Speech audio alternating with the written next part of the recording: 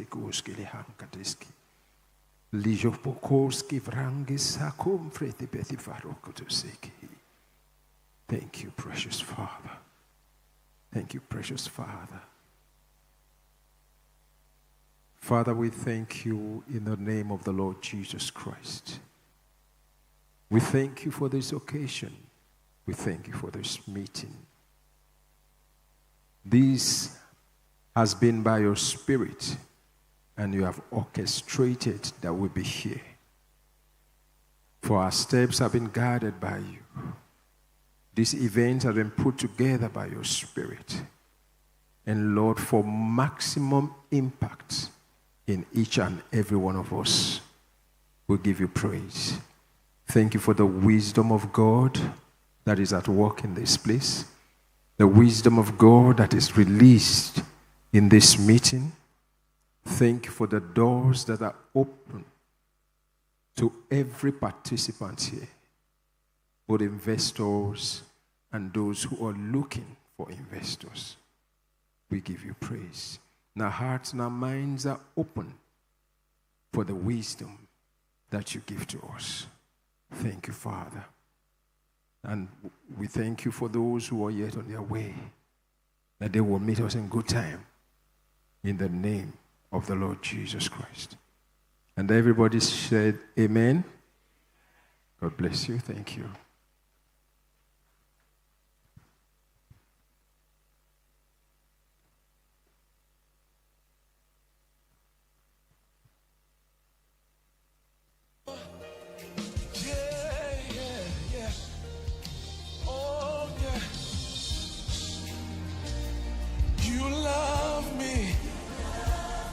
An everlasting, no height, no depth can separate me from your love. You and me, the hope of glory, your faithfulness to me is forever sure.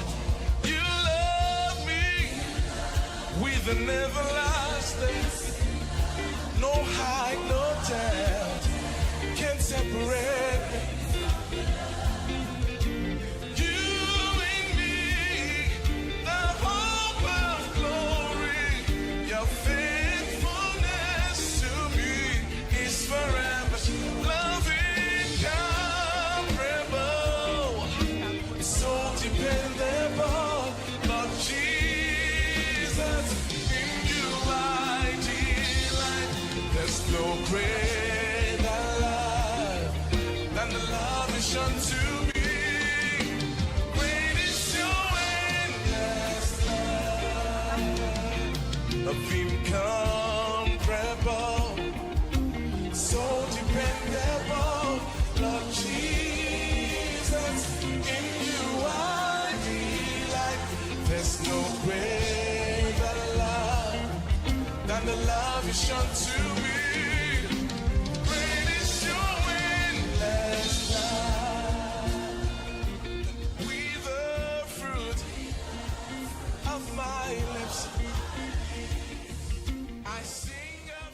All right. Good morning, distinguished leaders, policymakers, entrepreneurs, CEOs, and investors, ladies and gentlemen, kingdom builders. The name is Stephanie Nicholas, better known as Voice of Steph, and I am super duper thrilled to stand here before you as your official co-host for this very auspicious event. Absolutely. I am entirely excited as well. Thank you very much for spending your morning with us and the entirety of today with us. My name is Osaogi Ogbon, and I'm also going to be your host for LTIF 2025. I need everyone to understand what is happening today, all right? It's the maiden edition, and we should truly, truly be excited because we are part of history. In the future, when anyone's referring to LTIF, I would like you to be proud that you were part of the very first day that LTIF 2025 was launched. And so please, let's put our hands together for ourselves, ladies and gentlemen. That is the spirit that I want us to move on with today. Excitement that you have been a part of history.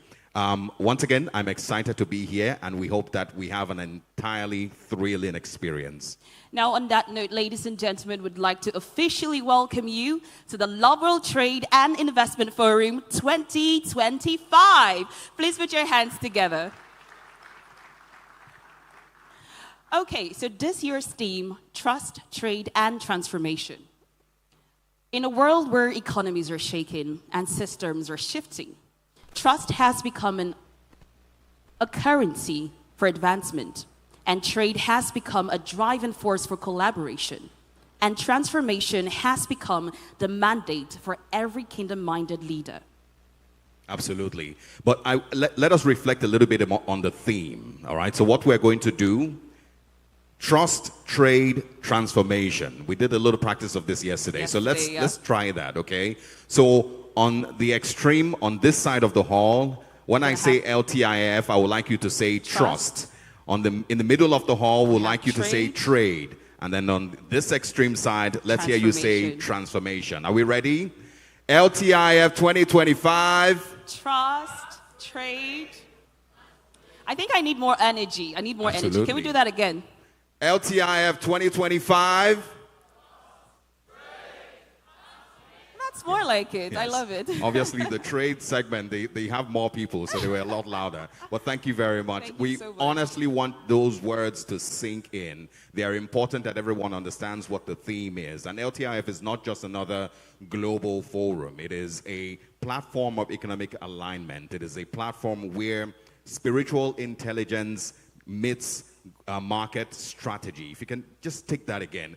A platform where spiritual intelligence meets market strategy. And so you understand what the significance of that truly is.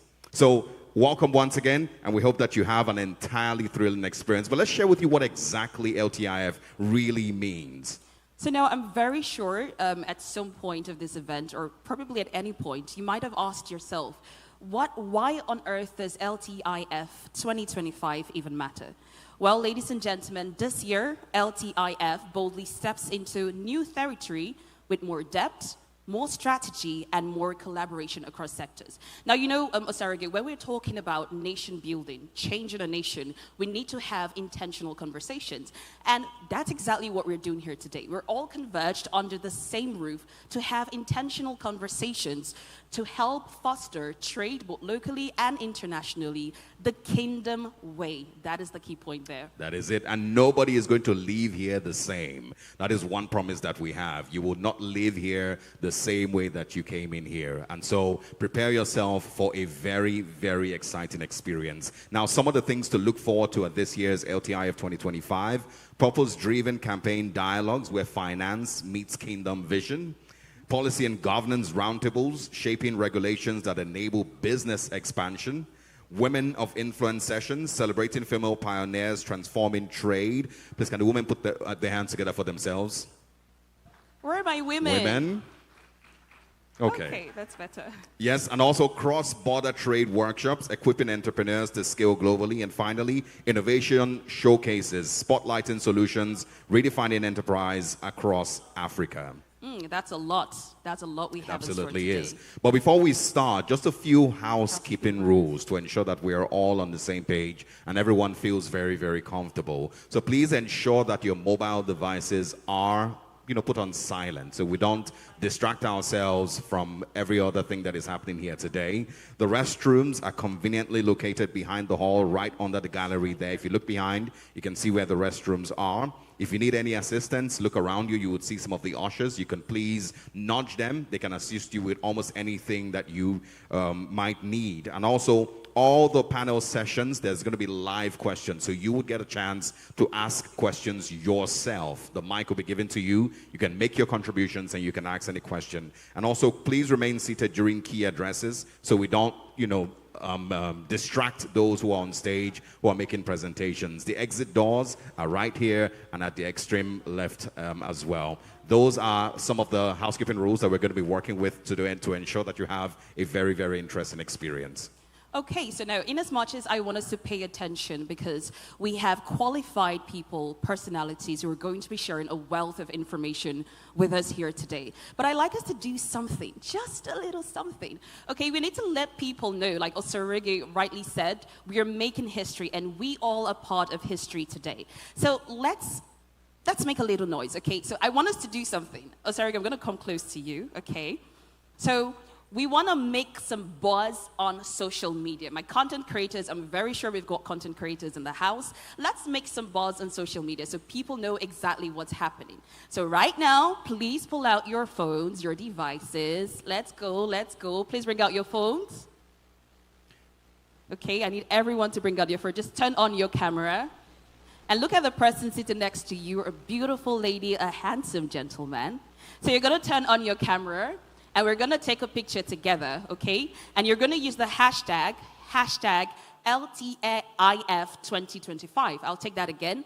LTIF 2025 and Love World Trade Forum. So just a couple of seconds so we can get our selfies, okay? I'm looking forward to seeing your selfies on social media. Yes, we're going to be monitoring that hashtag, LTIF 2025. Take a selfie, make a short video, boomerang, take a picture of myself and Stephanie if you want. I think we should take our selfies as well. Oh, yes, we should, absolutely. Remember, LTIF 2025 or Love World Trade Forum. Those are the hashtags that we're using. Tell the world what is happening here today.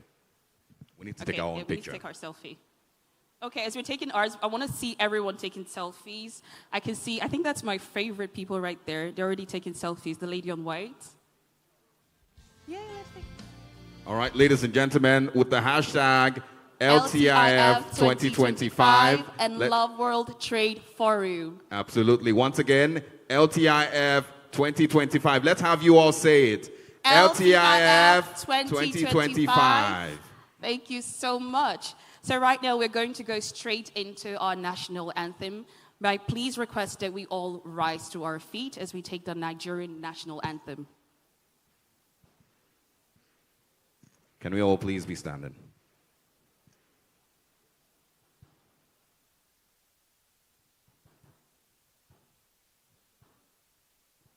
Nigeria, we hail thee, our own dear native land. Though tribe and tongue may differ, in brotherhood we stand. Nigerians old and proud to serve our sovereign motherland. Our flag shall be a symbol that truth and justice reign. In peace all battle honored, and this we count as gain. To hand unto our children a banner without stain. O God of all creation, grant this our one request. Help us to build our nation where no man is oppressed, and so with peace and plenty Nigeria may be blessed. Thank you, ladies and gentlemen. Please remain standing as we take the Love World anthem. Thank you.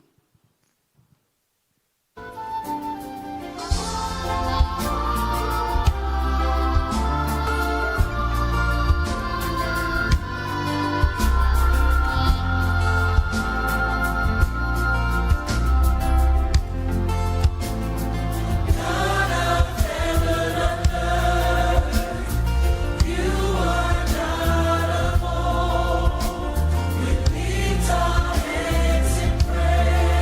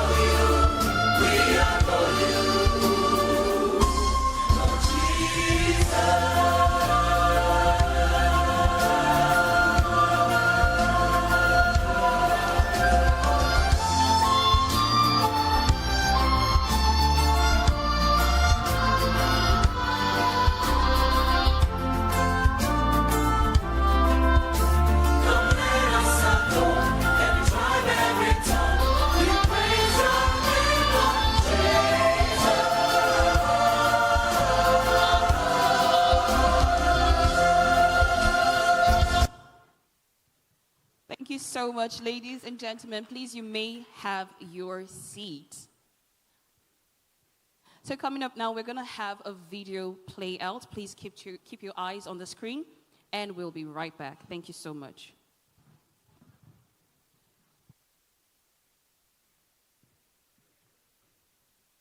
You are about to watch the keynote video for the Love World Trade and Investment Forum, an insightful and strategic message that sets the direction for our economic advancement and global business impact.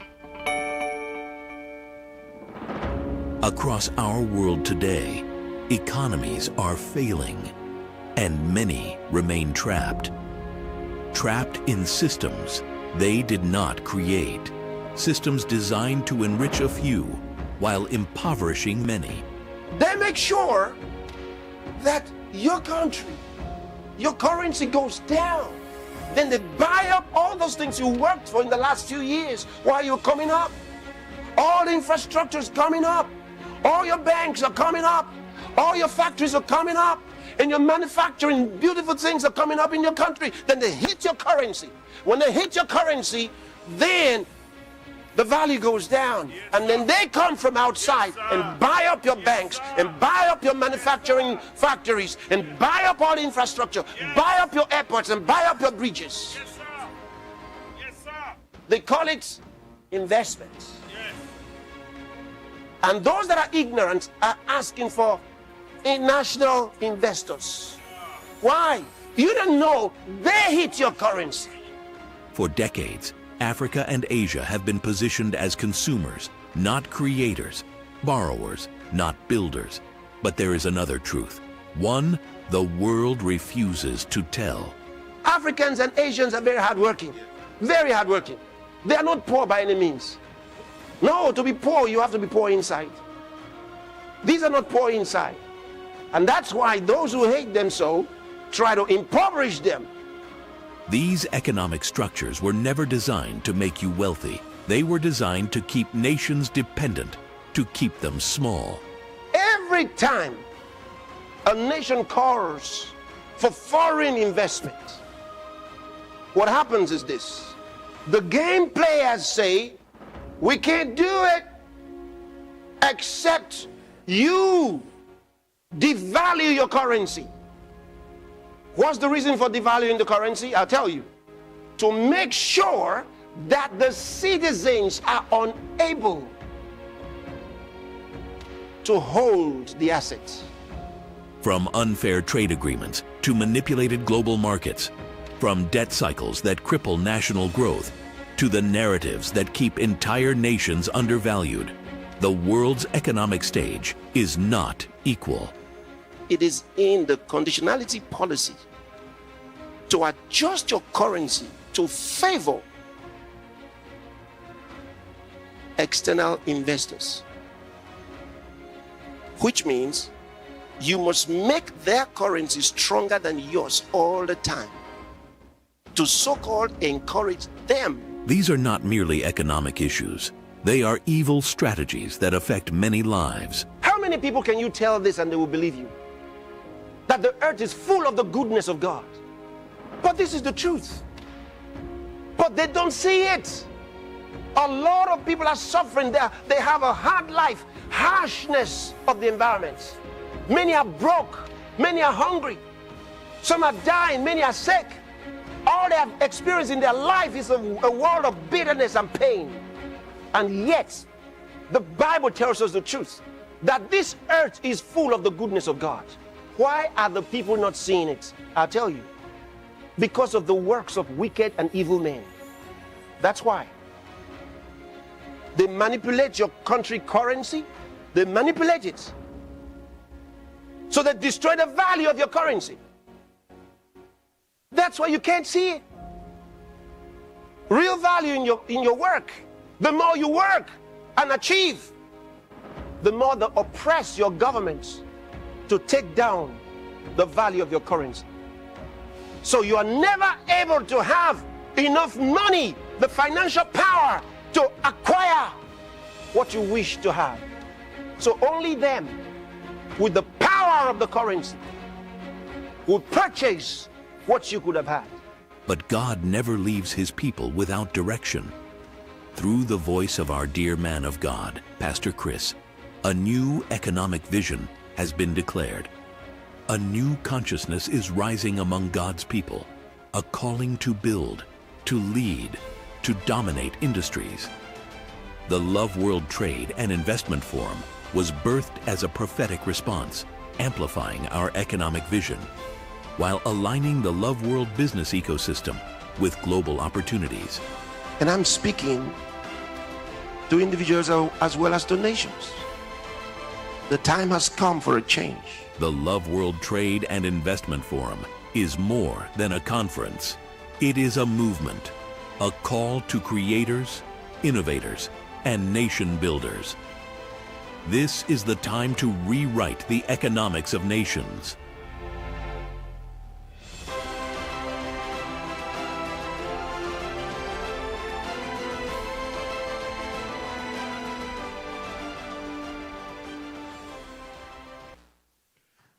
Please, can we please put our hands together for that?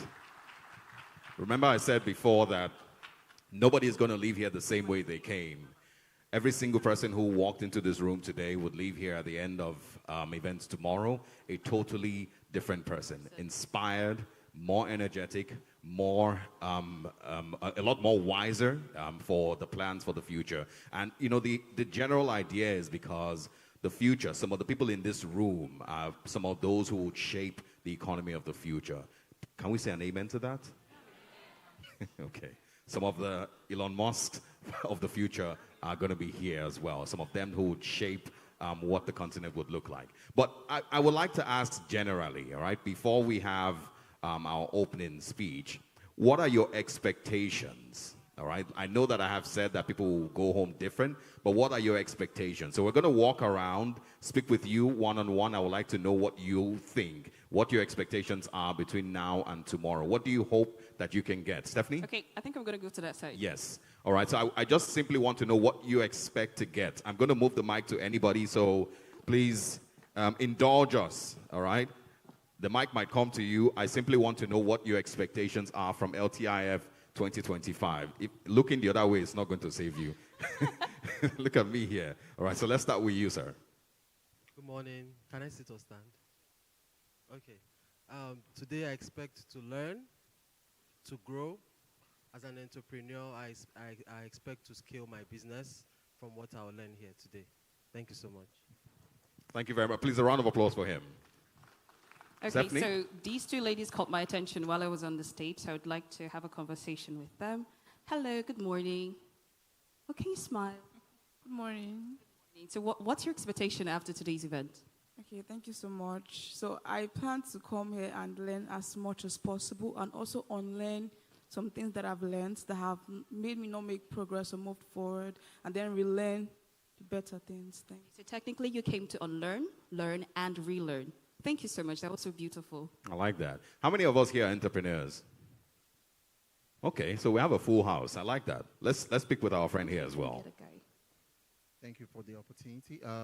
I came here. My name is Dr. Chris Ademola. Okay, I came for increased capacity to increase my capacity to trade, to scale up my transactions, and meet other entrepreneurs and get connected to new opportunities, new trade, new investment opportunities. Thank you very much.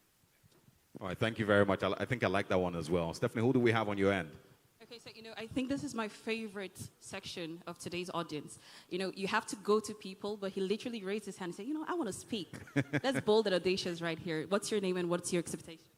Thank you very much. My name is Jude, and my expectations are quite a lot. But to give context to this, I literally stopped going to church for the past 5 years because of what Pastor Chris just said and revealed. A lot of what is going on out there is that the Christian community are not seeing the economic contributions that they can put in a nation, right? And I have been worried. So when I saw LTIF, I'm like, okay, this is more like it. This is what I've always wanted. So my expectation is that it's going to go beyond the conference so that we can have a trade hub, see a trade hub like Computer Village, but for manufacturing, wherein people, any entrepreneur do not need access to financing, but just have an idea, go into the trade hub and be able to use resources available there to produce, manufacture, and engage the global market. So basically, that's what I'm looking forward to. Thank you. Wow. All right. Please put your hands together for him. Thank you so much. Yeah. And I'm glad and I'm very, very, very certain your expectations are going to be met. Thank you so much for being here. I was thinking it was one of the speakers. He was almost getting into a full lecture session for us. Well, thank you very much. I enjoyed that, and it's quite inspiring. Pressing your phone wouldn't make me skip you. So, Auntie in pink, I'm coming to you. Hello. Good morning. So let's hear your name and what you expect from today's session. Good morning, everyone. My name is Franca. My expectations are simple. To be able to have risk management while training. Sorry? Okay. I said my name is Franca. Good morning, everyone. My expectations are simple. Risk management while training. While trading. That's what I'm here to learn. And I expect to be perfect in it when I'm done learning. Okay, so she says risk management while trading. She's hoping that she'll be able to perfect a little bit more of that in the course of today and tomorrow. Please, a round of applause for her as well. I think she deserves it. I don't think we've gotten anyone from the center, have we? One person, but One we have a person? bit more, yes. Oh, now I have someone else raising his hands. He wants to speak. I was hoping to talk to a lady, but I think you can do that. Good morning. What's your name and what's your expectation? Good morning. My name is Samuel Damley. Yeah, I am happy being here because it's like I've fallen into alignment. I've been a trade and investor for 5 years, and I've been looking for how to upscale this to a global level. I'm a Christ Embassy member, and I'm on SPMAS platform. I have a liquidity pool. So when I saw this, I know that this is going to be an information for me to actually shoot to the stars and let people know that, yeah, our church, our center is a global economy for everybody to prosper. Wow, please put your hands together for him. Thank you so much for that. That was beautiful. I like it. So what I want, success for me, and I'm sure for the organizers, is that in a few years, people are going to be on the stage somewhere, maybe on an international platform, and they're going to say that the inspiration for the business that eventually led them to this stage was gotten from LTIF. They're going to say that the inspiration that they used to scale up their business to the current state that they are was gotten from LTIF. Can we say an amen to that? Amen. All right. So let's speak to one more person here. Good morning.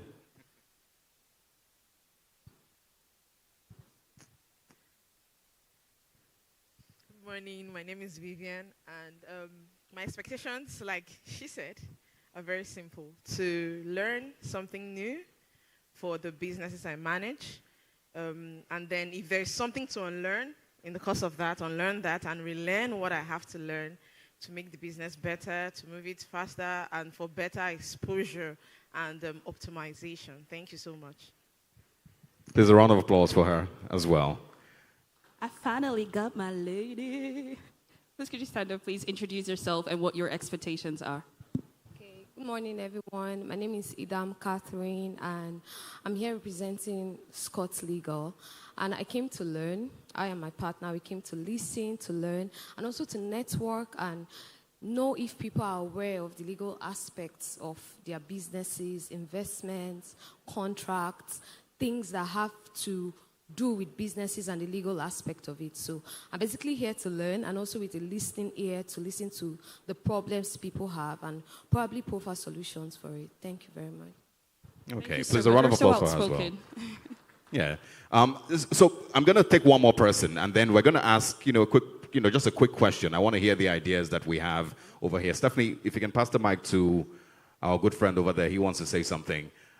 We're going to ask just a random question for, by show of hands, anybody who would like to take the response, which is okay, that... I've got someone here. Yes. Do the skills and the talents and the brilliance that is needed to scale up your business and scale up business on the continent, do they exist here on the continent, or do we need international support? Just a random question. Does the continent need international support, or within ourselves here on the continent, will we be able to scale up our business with the ideas that we have? Just a random question. Anybody who would like to take it, let's hear from you. I've got someone here. Please, your name and your answer to the question.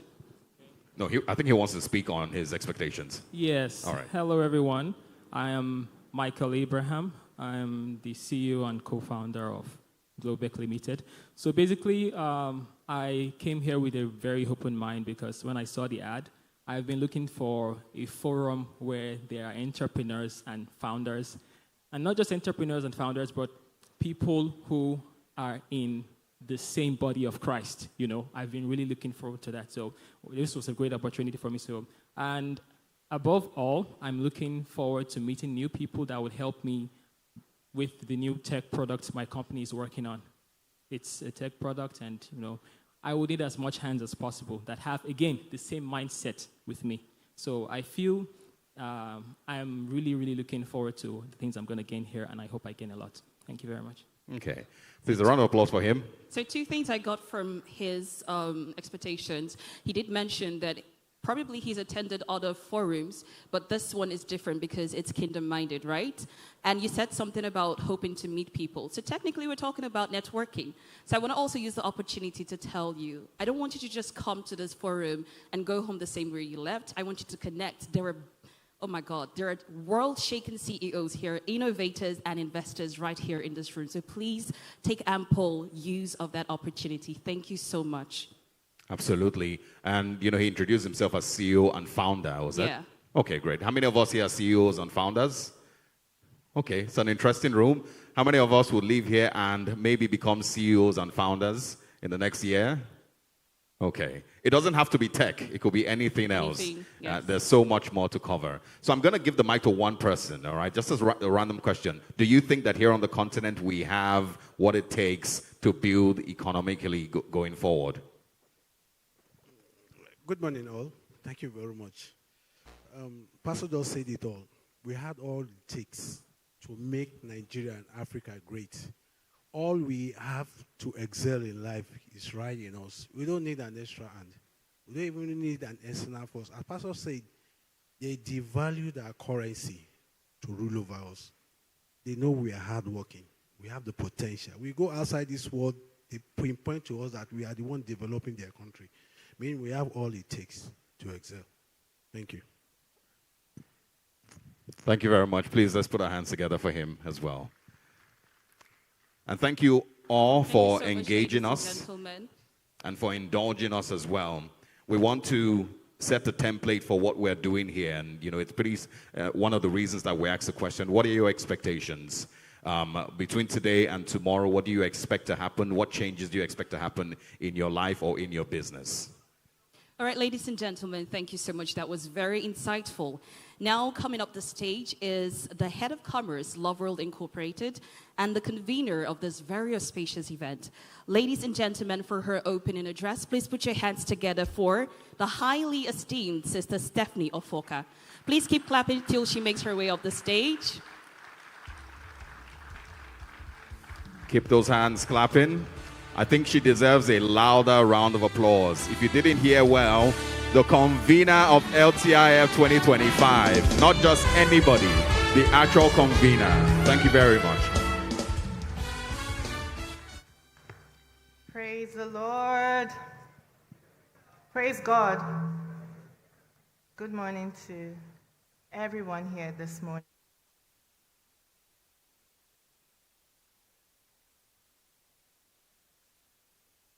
Can someone work on the sound, please? Yes, okay. So good morning, everyone.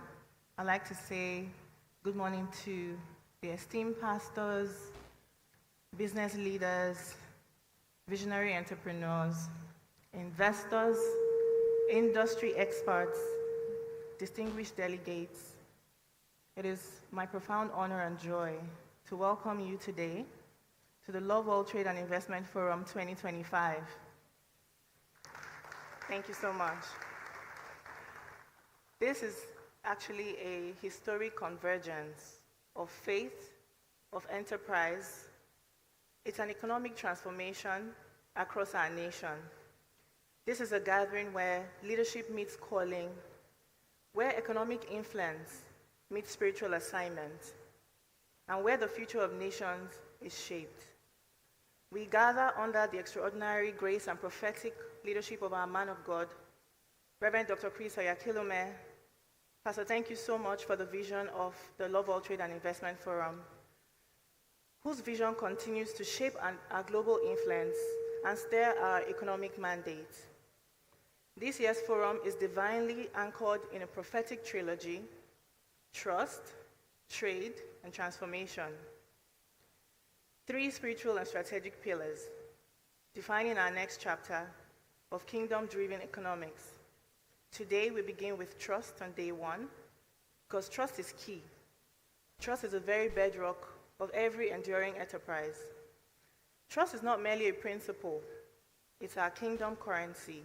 It governs our ethics, it fuels our collaborations, and anchors relevance in a world seeking stability and direction. Before we go further, allow me to paint a picture. Imagine right now standing at the top of a quiet hill. You can close your eyes if you want to, just before dawn, so that means it's a bit dark. And the world around you is still, somewhat dark, wrapped in darkness, but yet suddenly at the edge of the horizon, while standing on that hill, a thin line of light begins to rise. That light does not rush. It does not shout. It just simply appears slowly. Steady, but it's certain. It's unstoppable until everything hidden becomes visible and everything uncertain becomes clear. That sunrise is what LTIF represents. LTIF, thank you so much. LTIF is a new dawn. LTIF is a light. LTIF is a voice. LTIF exists to bring light, direction, clarity, and strategy. It exists to bring spirit-led wisdom into the realms of trade, into the realms of commerce and enterprise, and also national development. This year's theme captures the divine sequence of influence that God is releasing into the marketplace. Trust, trade, transformation. You know that trust drives trade. Without trust, markets collapse, partnerships fail, and investors withdraw. Trust is a currency that strengthens nations and unlocks possibilities. When people trust your character, when people can trust your enterprise, your systems, your products, your policies, trade flows. Trust is the foundation of all meaningful economic activity, and trade drives transformation. When trade increases, prosperity increases. When value is exchanged, industries expand. When businesses grow, nations rise.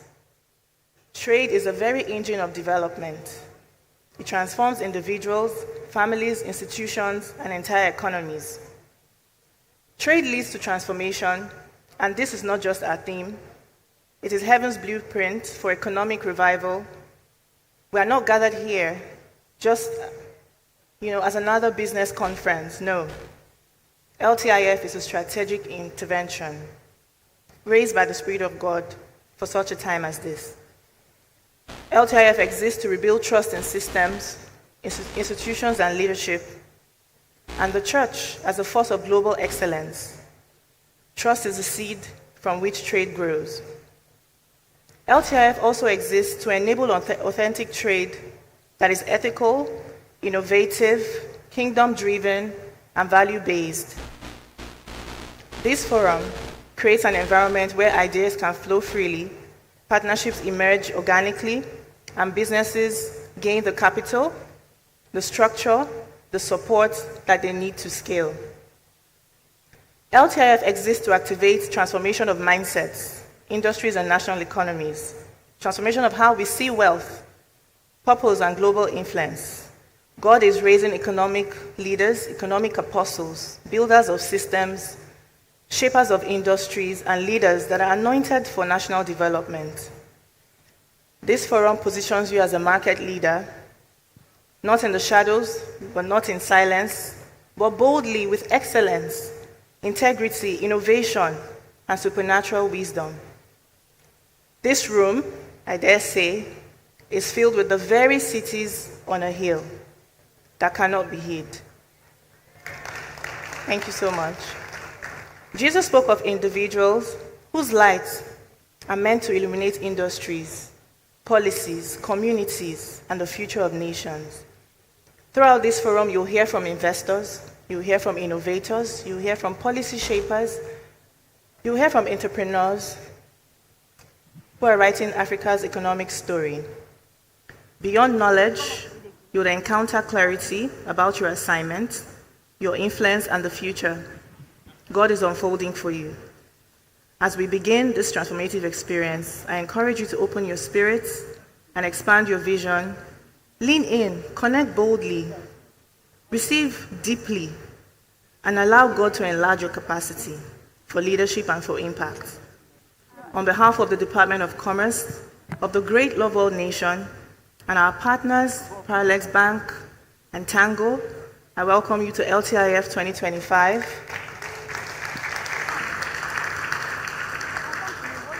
Welcome to a gathering designed by the Spirit. Welcome to a new dawn of trust, trade, and transformation. God bless you.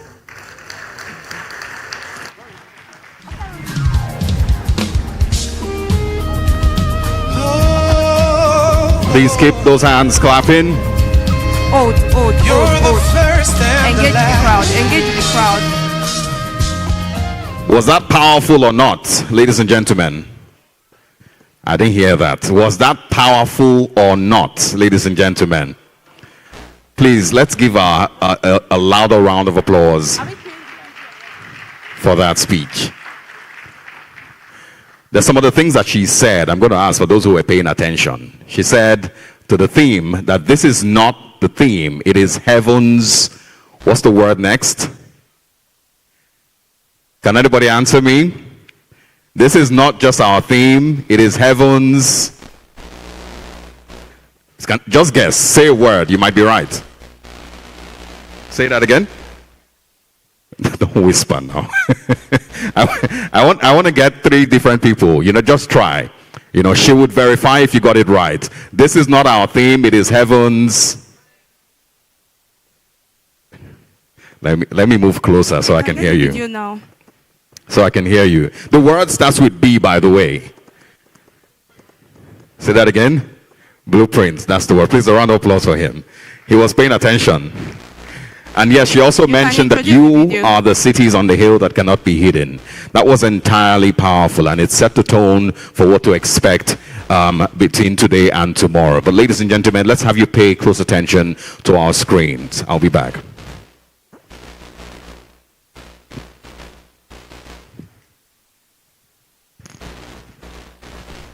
In every economy, in every nation, one invisible force governs everything: trust. When trust is broken, economies fail. When trust is corrupted, destinies are manipulated. And today, the world's systems have mastered the art of deception. They use food, health, and basic human needs to control people, trading life for profit, destroying destinies in the name of money. But the man of God, Reverend Dr. Chris Oyakilame, has exposed these systems, revealing the corruption and manipulation behind global trade, finance, and human economics. He taught us that the world's economy is built on fear, scarcity, and manipulation.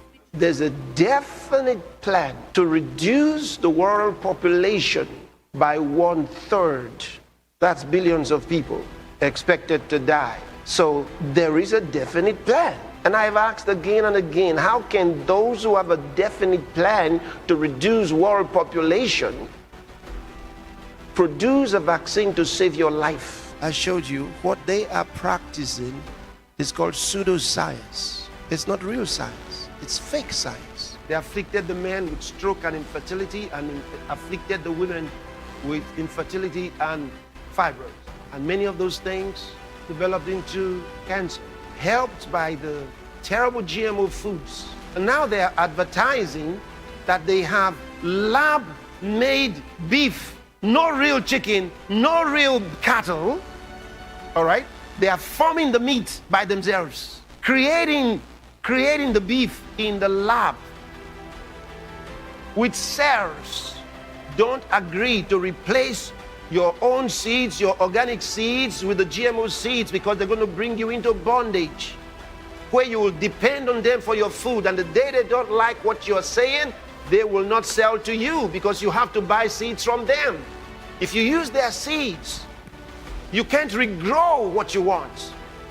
You can't. They program into those seeds how many times it can be regrown, if at all. If at all. You don't want that. You don't want that. Because forever you will not have free food from your own soil anymore. And that's why they're also buying up the lands to stop you from farming. Without the farms, you don't have real food. The Love World Trade and Investment Forum, LTIF, is God's answer. In Love World, we live by a higher economy. We do not bow to global instability. We dominate it. And today, we have transitioned into a thriving, flourishing economic ecosystem built on revelation and empowered by the Spirit. Across the Love World nation, strategic business organizations have risen, innovating, expanding, and occupying major economic sectors around the world. This is the safest place for your ideas, the strongest platform for your business, and the most reliable environment for supernatural prosperity. Because in this kingdom, trust is our currency, light is our strategy, and the Spirit is our advantage. Welcome to LTIF 2025. This is God's economy.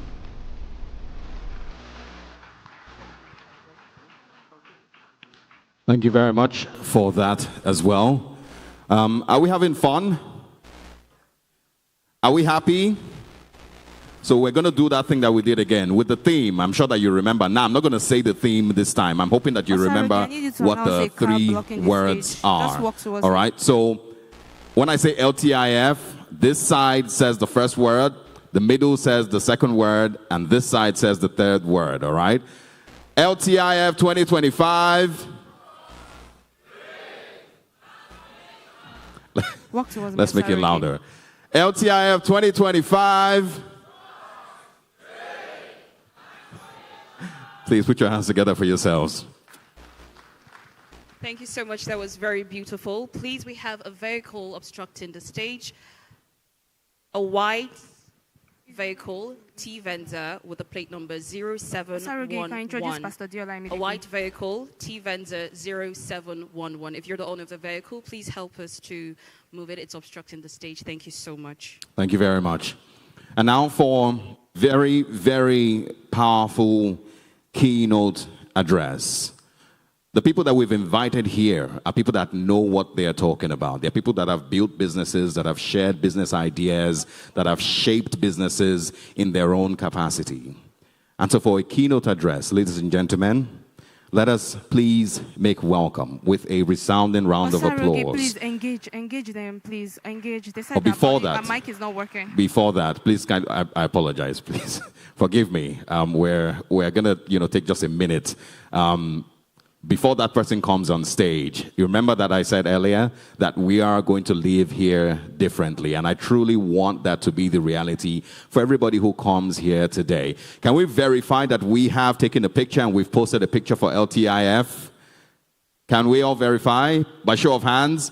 If you've taken a picture and posted a picture with the hashtag LTIF 2025, please wave.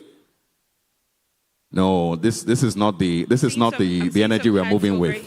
Let's do that once again, all right? So once again, take a picture or even make a quick video with anybody who's sitting next to you, all right? Post it anywhere, use the hashtag LTIF 2025. What we're going to do is when I go back to sit down, I'm going to click on that hashtag on Twitter and on Instagram, and I'm going to identify the people who are here who have posted, all right? And you might get a gift from me. Or not. Saragay, I want to take some selfies here. These are my people. Okay, so take some selfies over there. Remember, LTIF 2025, use that hashtag. We're going to click on that hashtag and look for people who are here. Maybe one person would get a gift from me or from the organizers, all right? We want to ensure that every single person here posts something. Put it on your WhatsApp stories, put it on your Instagram, put it on your Twitter, anywhere. Make a short video, all right, of you and your neighbor saying LTIF 2025 or welcome to LTIF 2025. Let's keep the social media buzzing with what is going on here. That's exactly how it's to be done. Okay, now, like I was saying earlier, some of the people who are here are people who have truly mastered the craft of what they, are involved with. And so we'd like to make welcome for a keynote address. I would like that we all please give a resounding round of applause to the highly esteemed, ladies and gentlemen, Pastor Dr. Deola Phillips, Chairman, Board of Directors, Paralex Bank. Please, a round of applause for her as she makes her way to stage. Keep those hands clapping. Let us celebrate her. Let us lift her up and celebrate her. Like I said, nobody is here by mistake. She truly is deserving of it. Thank you very much, ladies and gentlemen. You sacrificed your life, you died. Thank you very much, everyone. Please, you may be seated. Good afternoon. It's just a little bit afternoon today, and I'm very delighted to be here. I would want to, first of all, express appreciation to our man of God, the President of the Love World Nation, Reverend Dr. Chris Oyakilome, DSC, DD. I thank our man of God very specially for his leadership in the body of Christ and in the nations of the world, defining our times through prophecy and also through strategic leadership. I thank him for the kingdom agenda that we're setting forth today that has already taken root and will now expand to include many more of you who are here in this room. Thank you so much, Pastor Sir. I also want to specially thank the Head of Department of Commerce of Love World, Ms. Stephanie Ofoka. I thank you for your work. Thank you for the beautiful speech that you shared a moment ago. And thank you for putting together this timely forum where we will discuss and expand on our kingdom economy agenda. My topic today is purposeful capital.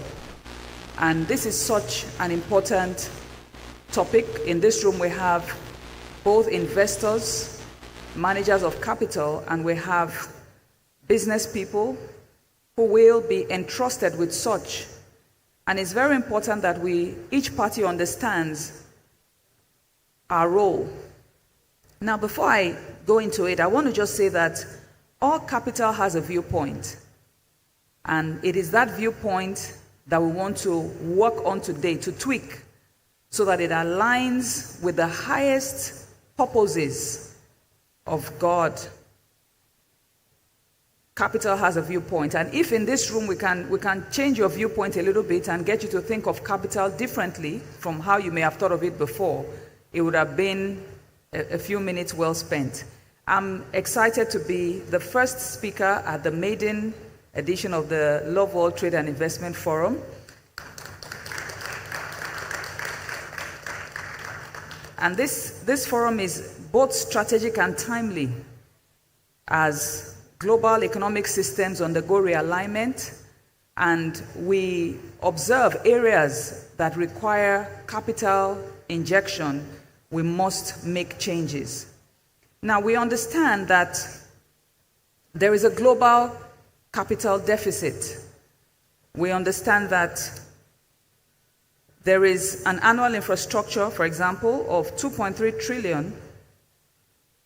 There's a gap, rather, of $2.3 trillion in emerging markets. In other words, that is what is required, that is not available. We also understand that 70% of global capital is concentrated in just 10% of the countries of the world. and that around the world we have just about 3.8 billion people without access to transformative investment. Now, it's important we look at that because there are those that want to invest, they have the capital, but the purpose of their investment is what leaves much to be desired. And that's why the focus of this investment forum is trust, trade, and transformation. In other words, we want capital we can trust, and we want people that we can trust with that capital. When those two come together, there will be trade and there will be transformation. The old equation says that capital leads to profit as its primary objective, and this creates a purpose deficit. It's not just to have the capital, it is to have the capital with the right purpose. We want to move away from the days of volatile and fleeing capital that comes in just to take for a short time, not to build, but to take. We want to move away from wealth without equity, where those who have the wealth invest in those who are in dire need of it, but leave them the same or even worse off than the way they met them. We want to do away with this global trust deficit. Broken promises erode confidence in markets. In our part of the world, we call this area the emerging markets. Certain things happen and make investors wary of putting in their funds here. So there is a transformation imperative. Can move to the next slide, please. We want to see strategic, targeted investment in critical infrastructure, not just in moving products around, but infrastructure that builds wealth within the system, builds structures that can continue to evolve and produce wealth. We want to transform to sustainable long-term value for generations. And we also want to see national level transformation. So we're looking at purposeful capital that is not fleeing, is here to stay, is here to build, and is here to share wealth. And that's what this Trade and Investment Forum is all about. We are bringing together those who have trusted capital and instincts for investment, and those who have the character to make good with what is given to them and produce results. Purposeful capital, we can say, refers to money and investment intentionally deployed to create both financial returns and meaningful positive transformation in society. It's not a one-way street. Before, we used to have the bottom line of profit. We'll say profit, people, and the planet. That's the old school.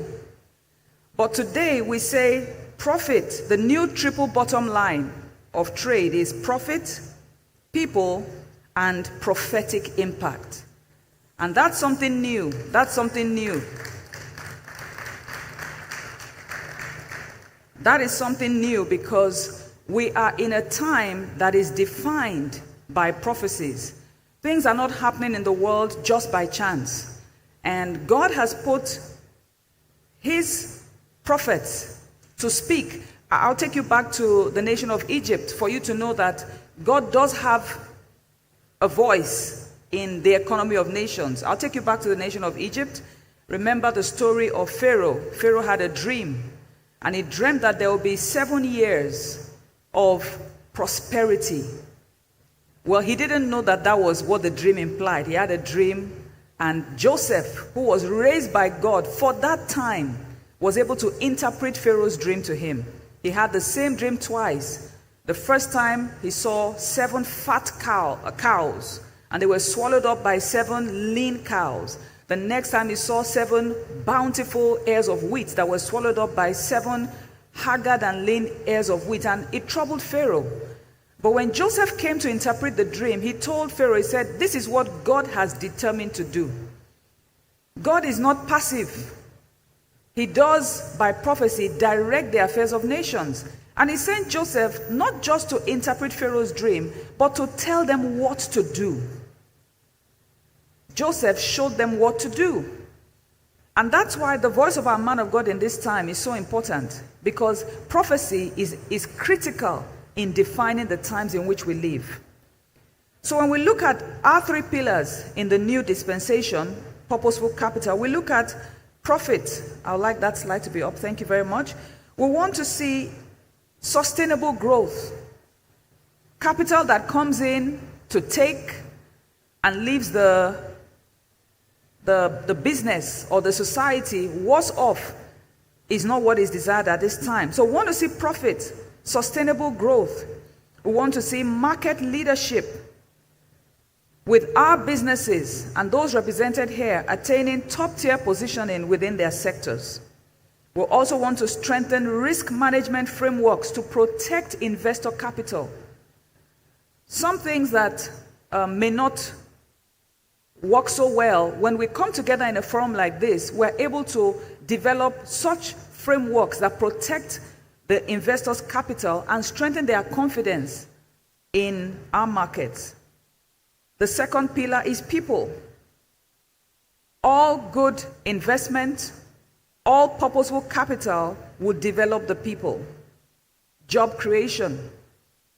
Think about every new product leads to job creation, not just for the entrepreneur involved, but there's a whole chain that begins to flourish because of that business starting up in that sector.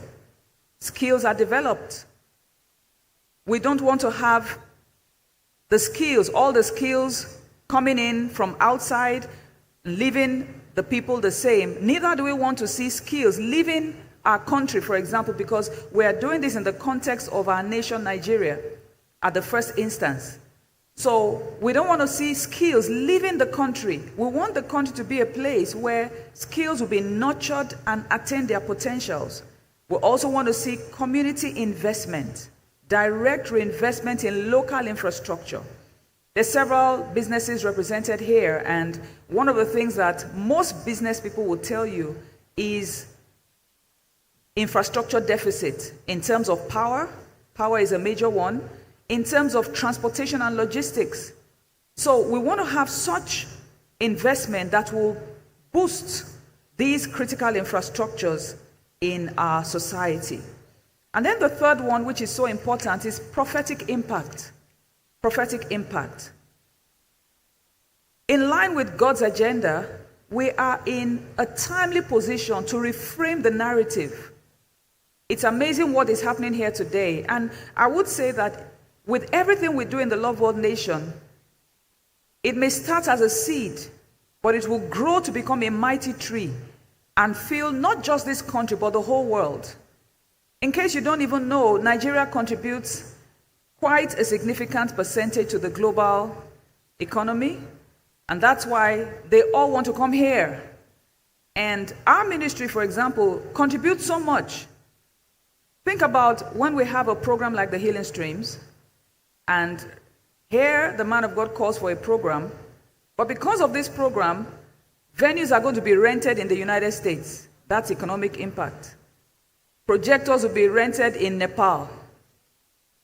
Water will be distributed in India.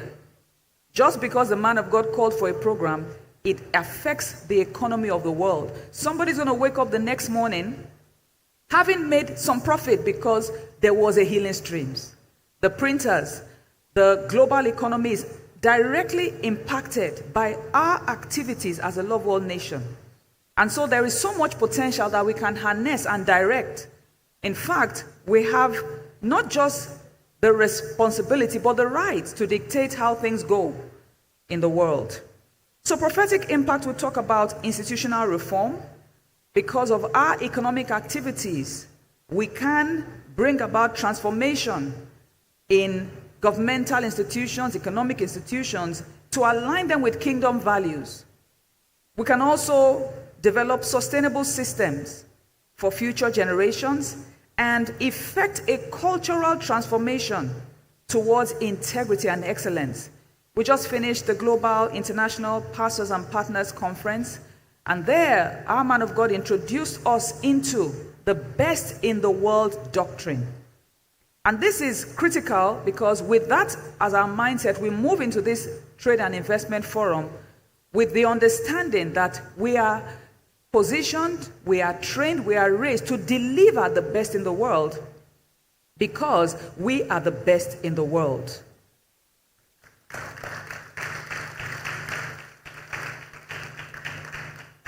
So the framework for success is purposeful capital creates transformation through profit, sustainable return on investment, long-term value creation, and market competitiveness. People impact, quality job creation, skills and capacity building. A lot of times when I pray for our country, Nigeria, I often would pray that our young people will not have to leave this country to find expression to their potentials, to find expression to their creativity, that this will be a place where all that God has put in them will be able to thrive without then having to leave the country to be excellent. It's an important prayer, and I think we can also pray that prayer. And then, like I said, prophetic legacy, the words of the Spirit coming to pass. These are the last days of this world, and there are certain things that in the books of prophecies have been determined to come to pass. Many of the parables of Jesus talk about the kingdom of God being manifested, and a lot of times, usually most of the time, those manifestations are in the economic sector.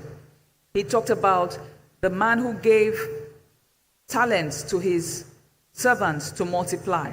He talked about the one who received 10 talents, the one that received 5, the one that received 1, showing that there is a kingdom economy mindset that cannot be divorced from our Christian faith. So we must position ourselves to be profitable, like the good steward that Jesus talked about in the scriptures. We must be profitable, we must be creative, and we must deliver results. Trust is the ultimate currency, and this is so important. And like I said before, this is a two-way thing.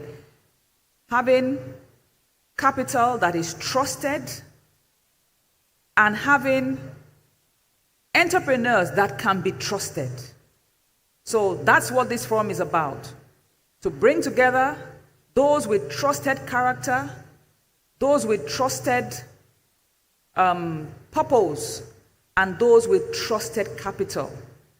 Many have heard horror stories of investors who become like hawks and just want to take and take and take without leaving the entrepreneur or the business in a better position. But the Love World Trade and Investment Forum is the answer to that trust deficit.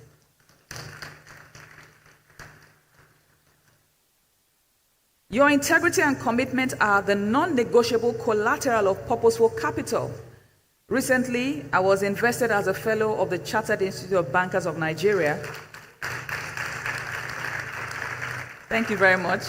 And during the keynote address, one of the speakers talked about a review of how we make investments, particularly as banks. I'm also the chairman of Paralex Bank.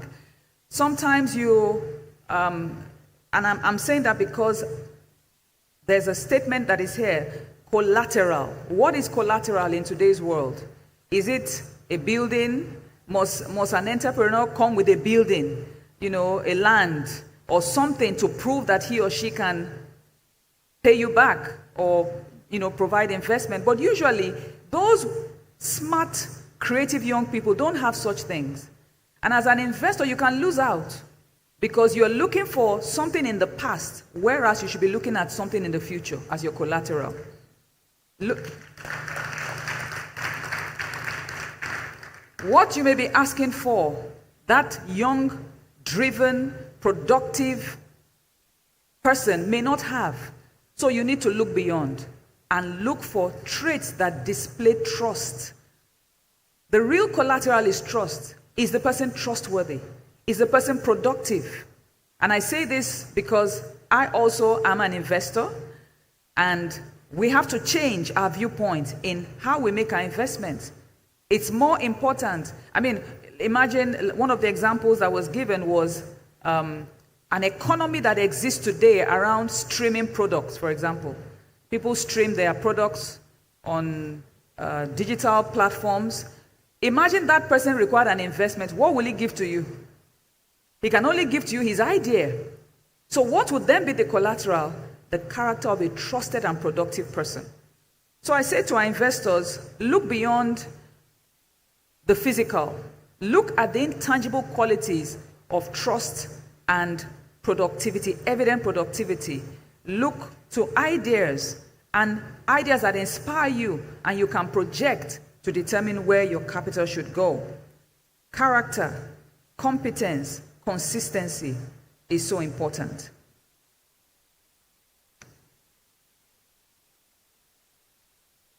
What are the elements of purposeful capital? Remember, we said that purposeful capital refers to money and investment intentionally deployed to create both financial results and meaningful positive transformation. Elements of purposeful capital is that it is values driven. Remember, capital always has a viewpoint. But we're saying that that viewpoint should shift from profit, people, and planet to profit, people, and prophetic legacy, prophetic impact, bringing God's word to pass in our world today. Purposeful capital is impact-oriented. We looked at the investment thesis, areas that require deployment of purposeful capital, infrastructure, healthcare, education, agriculture, technology, manufacturing. These are all areas that require purposeful capital that will be a partner, a long-term partner.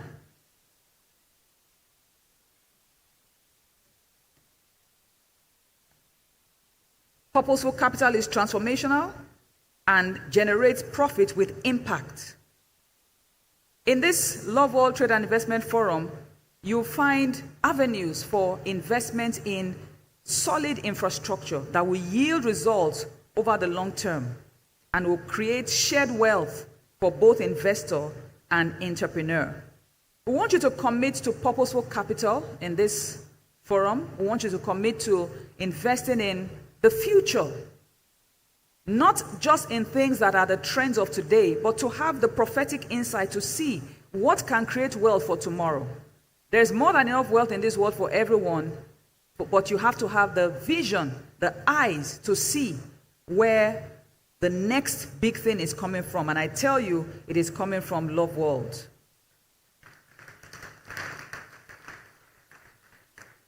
So we say stop trading and start transforming. Deploy your resources with the intentionality of a kingdom builder and the precision of a world-class investor. I'm sure I'm talking to somebody here today.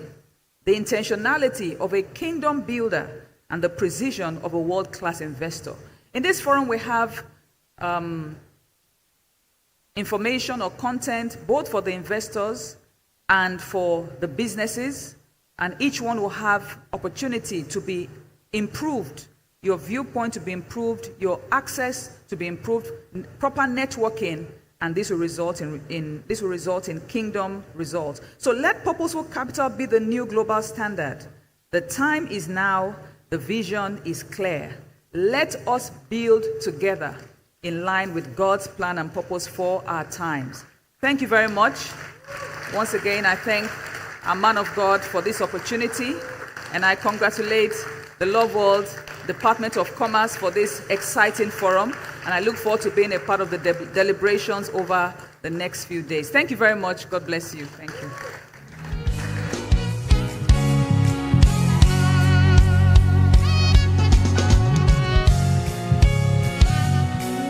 Wow, thank you so much. Ladies and gentlemen, that was the highly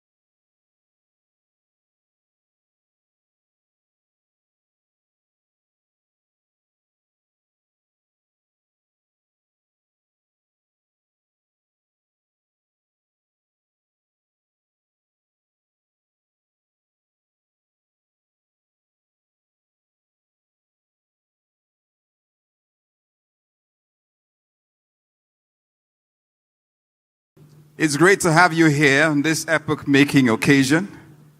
My name is Henry Williams, and we look to explore something that will be of benefit to us in finance and in industry.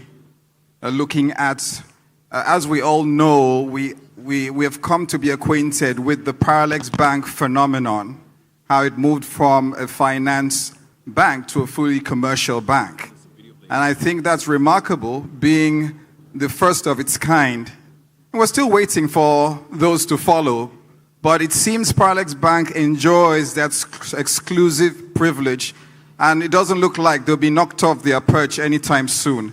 So let's give them a round of applause. We look to see how that will be, what Parallax Bank has gained over the years in terms of experience in innovation, in using tech to foster growth, how it will be beneficial to us, and how this can help bring about a blueprint for African banks to innovate, scale, and drive economic empowerment, and how entrepreneurs as well can benefit from a symbiotic relationship. So I have the rare privilege of welcoming, she joins me here on the panel, Mrs. Tina Kumbo, Head Banking Parallax Bank. It's great to have you. Thank you. All right, let's get to business. Now, looking at Parallax Bank and how it has undergone a remarkable transformation journey, I'd like to know what inspired, the shift from a microfinance bank to a fully commercial bank, becoming fully commercial, and what, principles guided its transition. Thank you. Good afternoon, everyone. I would like to say a very big thank you to our dear man of God, the President of the Love World Nation. I want to thank Pastor for this very great opportunity to be on set today.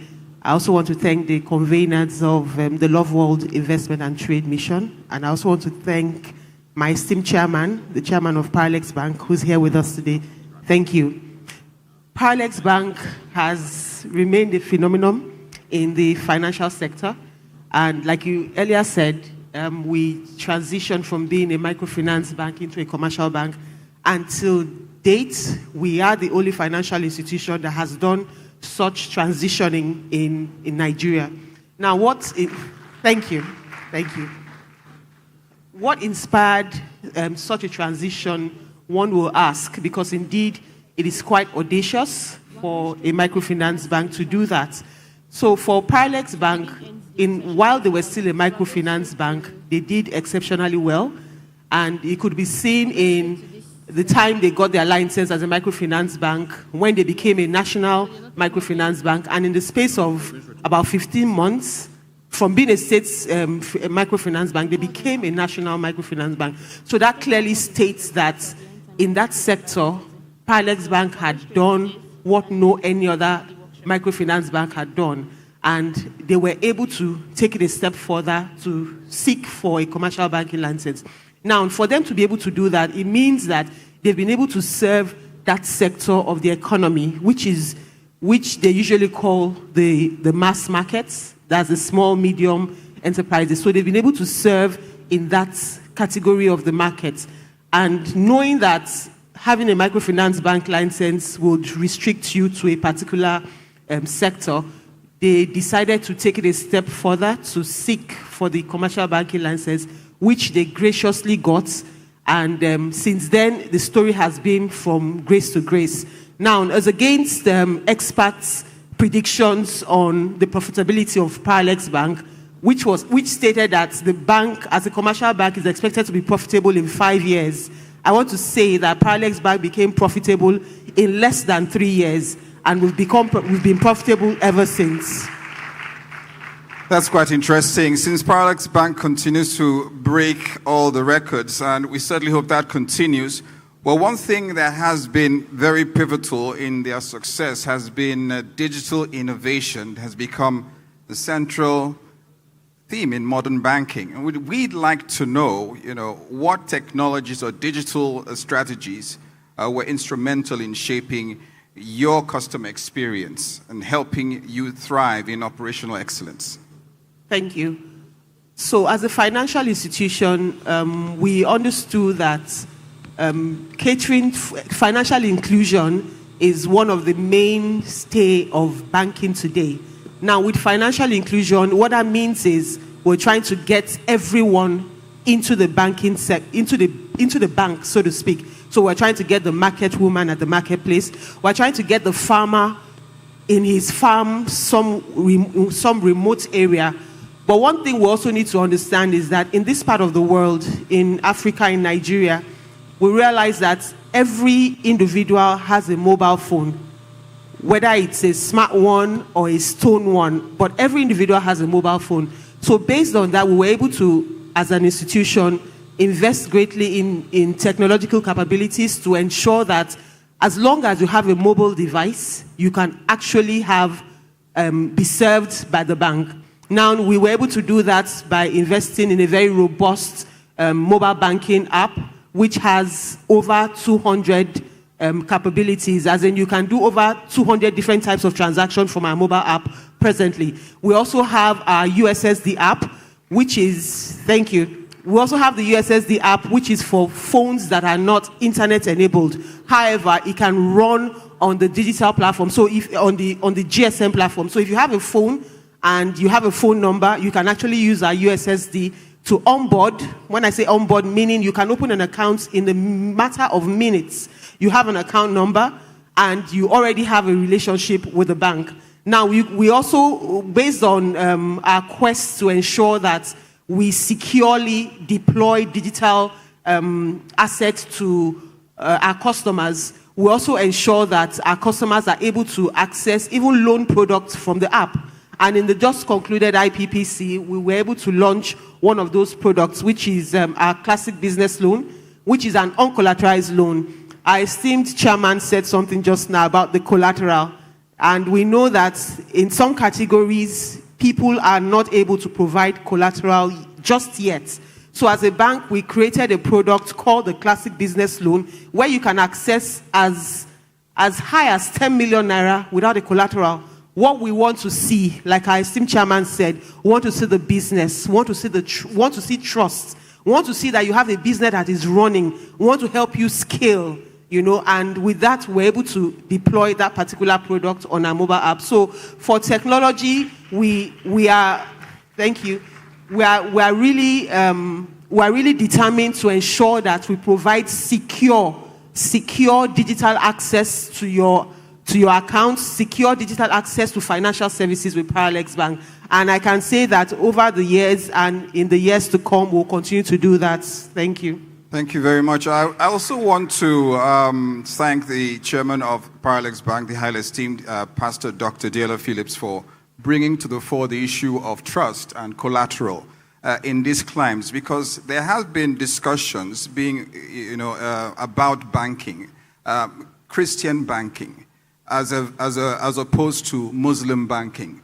We have Muslim banking that it has been around for quite a while, and people have talked about in Muslim banking that you don't need collateral to borrow. It's more like partnership banking. So I want to commend Paralex Bank for going that route, because it does give us some sort of leverage, and it does make Paralex Bank more attractive, and it looks more like kingdom banking. So congratulations on that. Thank you. I also want to note that this is an interactive session. We'll be making room for your comments and contributions. So please, I'd like you to make those questions ready. So by the time we're done, we can take one or two questions from the audience here who might have a question or two for our guest.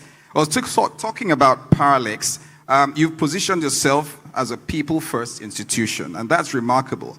Now, how is the bank empowering SMEs? And these SMEs are the lifeblood of the economy, and sadly it seems that they have not been given the priority of place in Nigeria for a very long time. Do you want to share with us? Thank you.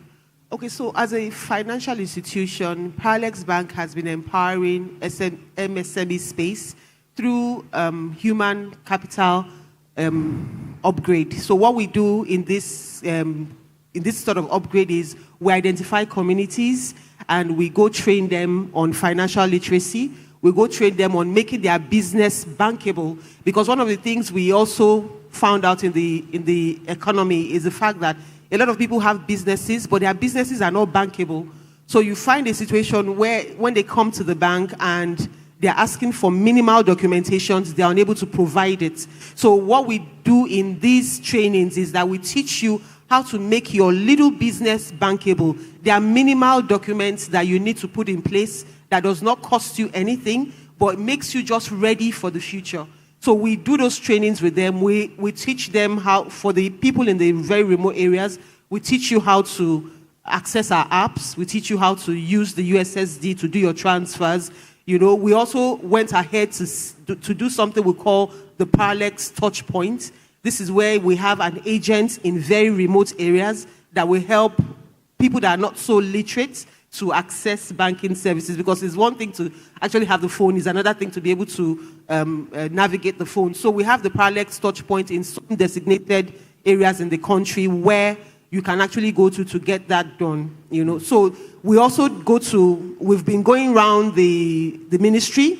We've been to some zones to take them on financial literacy, on how to scale up their businesses, on how to make their businesses bankable, and also make available to them the propositions that we have. Because we realized that a lot of times people shy away from coming to the bank. But we found that the Asians, the Lebanese, the Chinese, they don't shy away.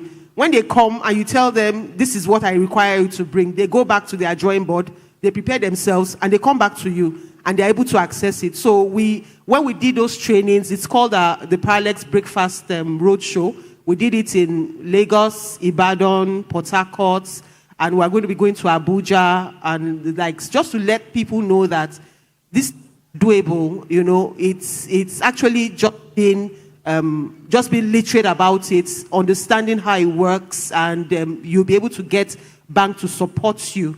You know, we understand that the small businesses don't have collateral to provide, and that is why we came up with rural areas, for instance. They don't have collateral to provide, but we know that they also have cash flow. And this cash flow, sometimes they keep it under their bags, they put it under their beds, you know. Meanwhile, this cash flow can actually flow through their accounts, and they're able to create turnover. Now, the classic business loan I spoke about earlier on is based on your turnover. We just want to see that you are doing business. We want to see we have an algorithm that tells you how often this person will normally pay money, how the withdrawals will look like. And based on that, we are giving you that money to go do your business. And we want to say that it's been very successful. And we want to say that people have, the issue of trust is on both sides, on the bank and even with the people. I want to say a good number of the people that have taken those loans have actually they've proven themselves to be trustworthy people. And this is very encouraging to the bank. Thank you. Fantastic. I'd like to remind us, as a journalist, I hope you do remember the 2023 elections when our leaders were playing some games with changing of the currency, Nigerian currency, when we could hardly get any money, you know, from the ATMs. Parlex Bank played a very crucial role at that time. So let's give them a round of applause. I believe that's when they had a clean sweep of customers, because if you went to any bank, Parlex Bank would definitely have some money to give to, you know, customers, and that was a unique selling point. Now this is the time when we get to hear from you, your thoughts on what we've discussed so far. I'm sure you have some contributions, and I can see a hand up. If we can get a microphone to them quickly to share with us while I ask this question, because you have, you know, somewhat displayed visionary leadership, and one thing about businesses is being able to stay ahead of the curve, as they say, understanding what is ahead. How would you advise entrepreneurs, you know, small businesses, on how to avoid those pitfalls ahead, you know, to ensure that, you know, they avoid the potholes and whatever might ambush them, you know, that you have the experience? So for entrepreneurs, I will say that, like we all know, the world is a global village, and it is also a global classroom. So there's a lot you can learn just being out there on social media. You know, there are lots of resources that you can access. just to know what your business entails. Because one of the things that people fail to realize is you go into a business not because it's making money. You go into a business because it is something you want to do. So even when you do face a challenge in the future, you are able to surmount those challenges because you decided to probably upskill yourself, train yourself, learn more about the business. So what I would say to entrepreneurs is, number one, documentation is key. If you have a registered business, most of the times the businesses we registered, we call them Mr. Hey, Mr. B, come and be a director on this company. That's what we did, and we registered the business. Now you come to a bank, maybe you've actually grown a bit, you come to a bank, you want to access some sort of financing, and the bank runs a credit check, and it finds out that Mr. A has a bad credit somewhere. It has affected you. There's no way in any climb that a bank would give you a facility with a negative credit report of any of the directors. So it is one of the things that we also need to look out for. So once in a while, run a credit check on your company. Because I'm sure most of the time, the people that are directors in these small businesses, so you don't even know where they are anymore, and by the time you come forward to say you want to do something with the bank, you find out that those are creating stumbling blocks for you in accessing what you need to access from the bank. So documentation is key. Credit check is also key. Then also taxation. I know a lot of people don't want to hear about taxing, but it's something that is real. And it has come to stay. And if we understand what it is right now, you know that there are ways that you can actually ensure that you are above board in your tax payments. So it's for us to also look at our tax liabilities.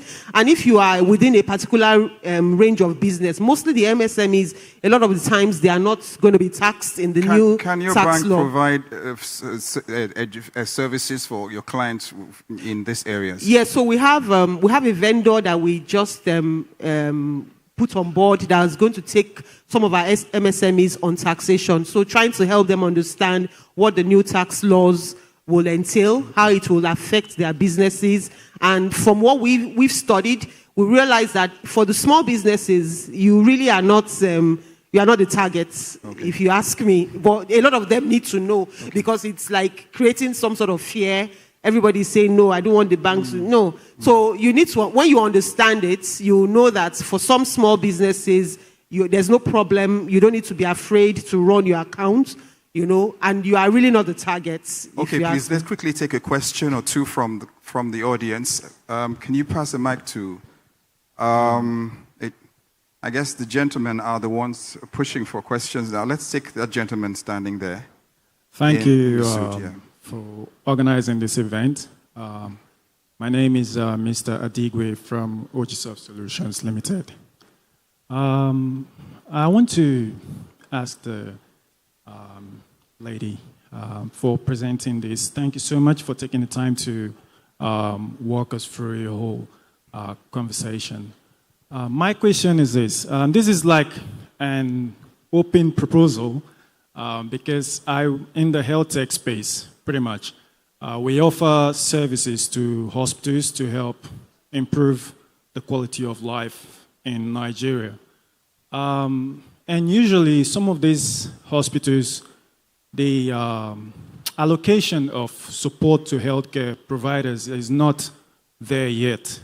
And we've noticed health tourism has really played a lot of role in terms of our people going outside to receive quality healthcare service, right? And we notice hospitals are not really doing what they should be doing because they don't have enough support, pretty much. So coming from a health tech industry where we provide services to improve the operations for hospitals in the cloud, using cloud service like the AWS and the rest of them, our hospitals are requesting that if there's a way where solutions like your banking services now offer assistance to them, if there's a way where they can get onboarding with your help and our help to collaborate to get them up without the need for looking left and right and where to get a resource to onboard. I just wanted to touch because I noticed that is also one of the areas we're focusing on: healthcare, fintech, education, and the rest of them. So just a quick open proposal. All right, thank you very much. In fairness, we might take one more before she answers a question. Do we have a lady? Do we have any ladies? Okay, okay, still the men. All right, let's have someone from this side. Okay, you've gotten someone already. Okay, there's a lady. Beautiful. Hello, thank you. It was an amazing section. So my question is this: for business that are just starting up and coming up and trying to get their foot on the ground, or even existing business, but they just need money, because sometimes you put an idea, pen and paper, you have this great vision and everything, then you start, and there are some hiccup along the way, obviously, because you didn't know that things like that can occur. Like we don't know everything that happens. So what do you do? For me, my question is this: for those businesses that are just starting up, businesses that are starting up with 3 million, looking for 3 million, 6 million investment fund and things like that, those low amounts. I want to ask if the bank is doing anything for grants to collaborate with these businesses, give them grants, look at them, see what they are doing, they bring feedback, there's a mentor there, mentoring them, this is how you go about it, this is what you do, bring your financial, backlog, whatever it is, bring it to the table, let's see what you're doing now, and how we can, foster you and teach you to get better. So that's my question. Thank you. So, Tina, you got the questions, right? Okay. Thank you. Okay, so for the young guy that talked about the health sector, as a bank, we have a product called the asset finance, because one of the things we realize with the health sector is the ability to have the right equipment to discharge healthcare services.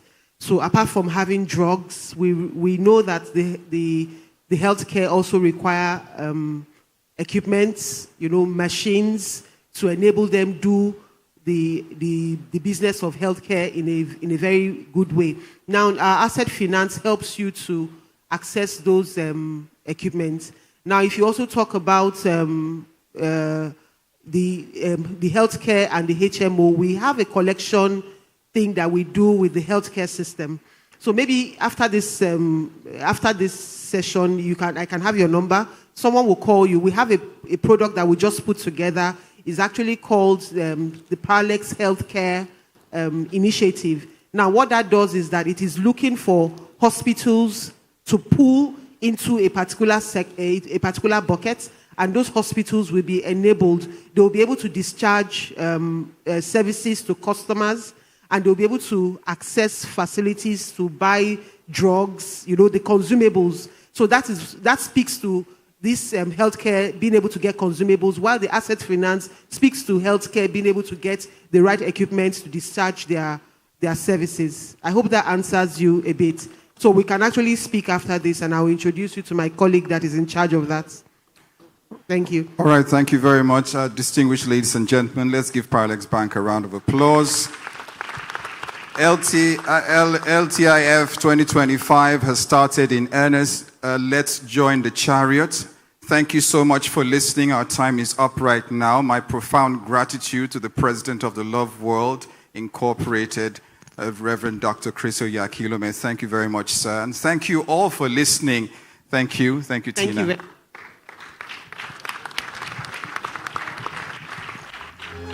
Thank you very much. Please give them a louder round of applause, ladies and gentlemen. Come on. I thought that was a very, very interesting fireside chat. Thank you very much. And for those of us who maybe had a bit of questions to ask further about Paralex Bank, I'm sure that that session has enlightened you a little bit further about Paralex Bank. It is a truly phenomenal bank, and it is we're proud, that they have also been or decided to be a part of what we're doing here today. So please, thank you very much once again to Paralex Bank. I've seen a few people post on social media. So maybe before we even introduce the next session, let me quickly call them out and celebrate them. First of all, where's Gracie? Please wave. Gracie posted and tagged me. Please, can we put our hands together for her? She's shy, sitting in the corner there. There's also someone called Digital Flossy and Ionitemi. Please, where are you, please? Okay, they're on the corner there. So what I'm doing is I'm clicking on the hashtag LTIF 2025, and I'm looking for some of the people who have posted. Where's S. Bry Autos? Okay, that's him over there. Round of applause for him as well. So it's pretty easy. I would encourage everyone to do the same thing. We want to tell the world of what's going on here. We've also seen someone called Real Wealth Magnet. Why are you here? Where's he, please? Please wave. Real Wealth Magnet. You should be teaching us. You should be on stage here, teaching us how to magnet all the wealth in the world. But thank you very much for that as well. Everyone, so please encourage yourselves. Take a picture, make a short video, and use the hashtag LTIF 2025. For our next chat, please remember, questions are very much welcome. And the mic will be passed around at the end so you can also ask questions. Please, let's make welcome to this next fireside chat, which is going to be themed, How to Build Investor Trust in Emerging Markets. Ladies and gentlemen, the managing partner, We Capital. Please put our hands together for Olu Oyison. Please, let's give him a round of applause. Thank you very much. And also the moderator for this next fireside chat, the associate, or he is an associate rather, at Sahara Impact Ventures. The moderator, ladies and gentlemen, Frank Samuel. Please a round of applause for him as well. Thank you very much. I hope that we truly enjoy this conversation. Remember, there's going to be opportunities for you to ask questions, so please write down questions as they occur to you, and you have that opportunity. Thank you once again. Okay. Good afternoon, everyone. Come on, the energy is low in the room. I know Love World Nation is not a nation of low energy. Good afternoon, everyone. Okay, that's more like it. I'm glad to be here, and I want to send my appreciation to the President and leader of the Love World Nation, Reverend Dr. Chris Oyakhilome, for this awesome privilege. And I have a very wonderful personality on the panel with me. I've known him for a very long time, even before I got into the venture capital space. And he was in the news a few months back when MoneyPoint recently got their unicorn status. But I'll allow him to introduce himself. Hi, Olu. It's nice to be here with you.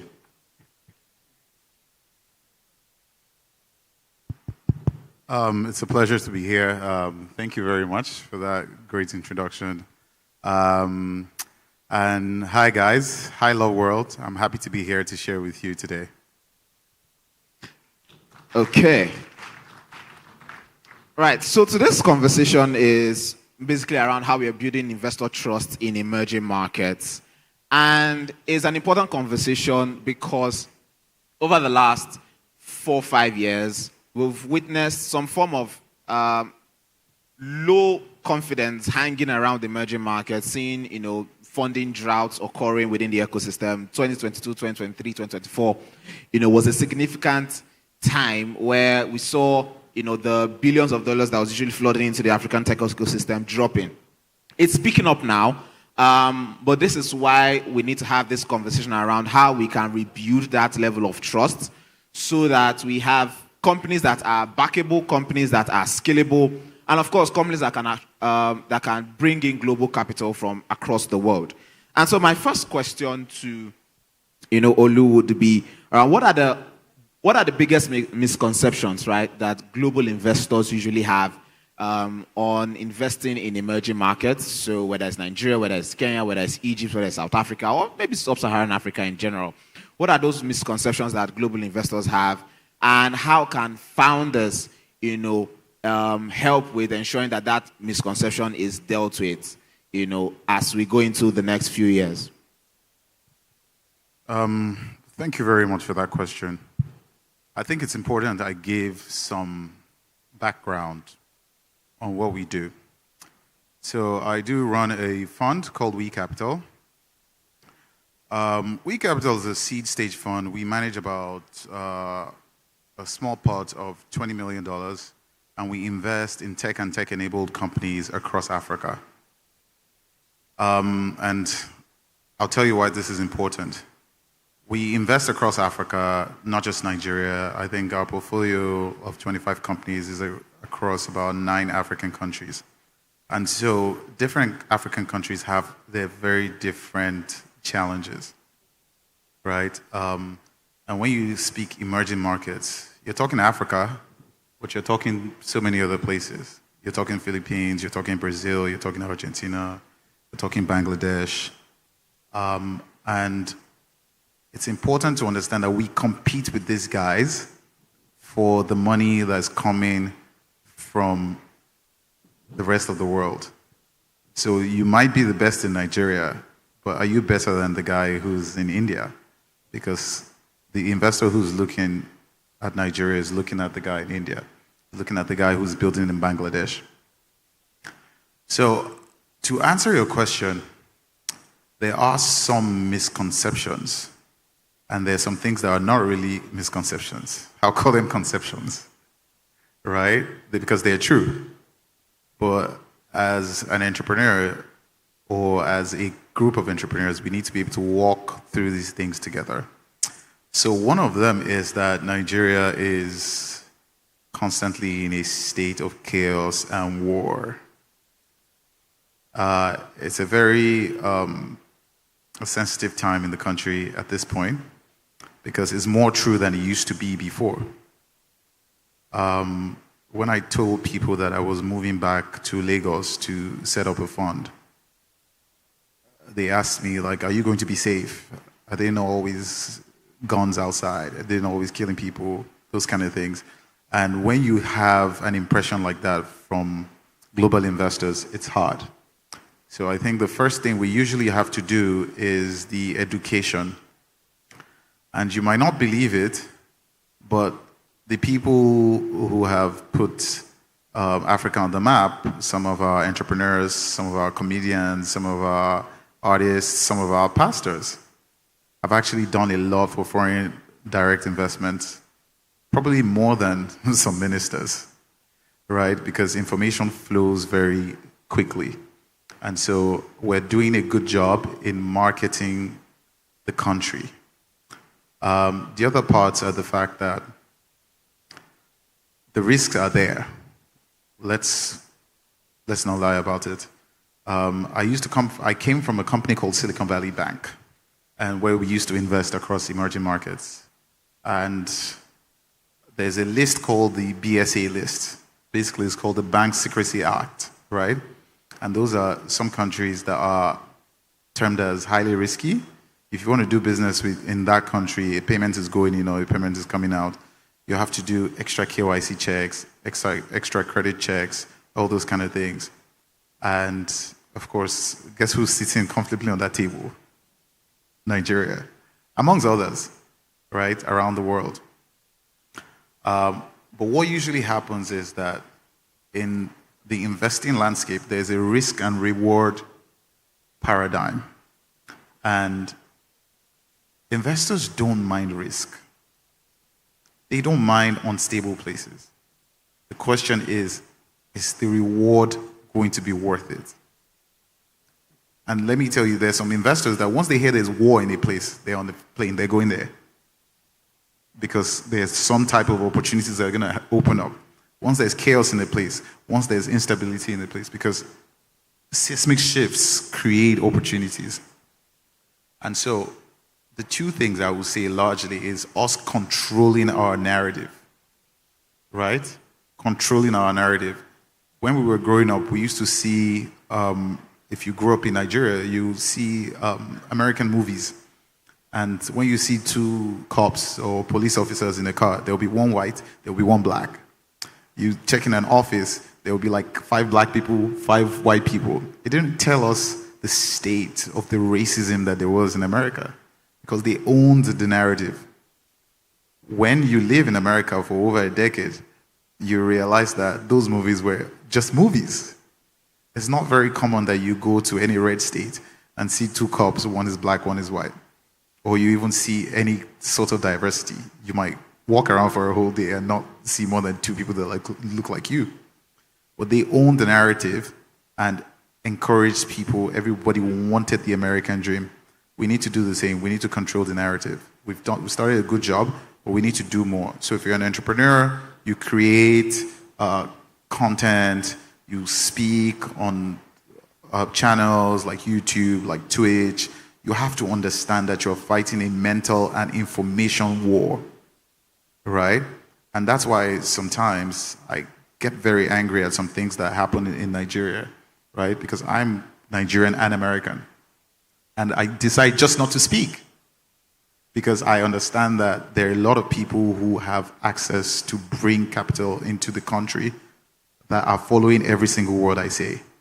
So I might be angry, I might speak to my friends, but if I go on and I tweet or I say it the way it is, sometimes it might affect more things than we expect. And so controlling the narrative, one, and understanding that investors, global investors, have choices. You need to dress yourself up to be as attractive to balance out the risk that is in your country. Very interesting response. And still on that line of controlling, the narrative, one narrative that has stood out, especially for a place like Nigeria, is the availability of data that can be trusted. And I think we're getting there. And for a lot of startup and businesses, especially, even within the tech ecosystem, we are seeing more businesses come out to talk about, the numbers that they're doing, the impact they're making, whether it's in the agri-tech space, the farmers, and all of these kind of things, right? So how do you think, startups, founders and entrepreneurs, can help in building transparency so that when global investors are looking at the market, especially somewhere like Nigeria, they can see data to back up, the risk of putting forward their money, into a market like ours? It's a very interesting question. And I think it's a conversation that we need to have. It started, but we need to do more of it. How many people here have used ChatGPT in the last 1 year?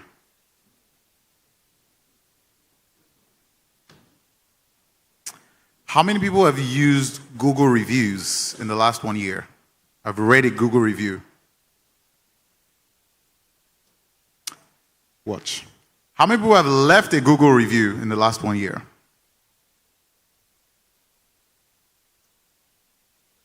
You know what this tells you? We love to use information. We don't love to contribute to the pool. Unfortunately, data gets improved by everybody contributing. It's very sweet to go on, I'm guilty too. It's very sweet to go on Google and read reviews. You go, you pick where you want to go, and you're done. When you're leaving, it's too much to even sign in and start leaving your own review, except they made you mad. Then you remember to go and leave a review. What makes LLMs, let's just say AI platforms, so effective is that they take information from all of us, right?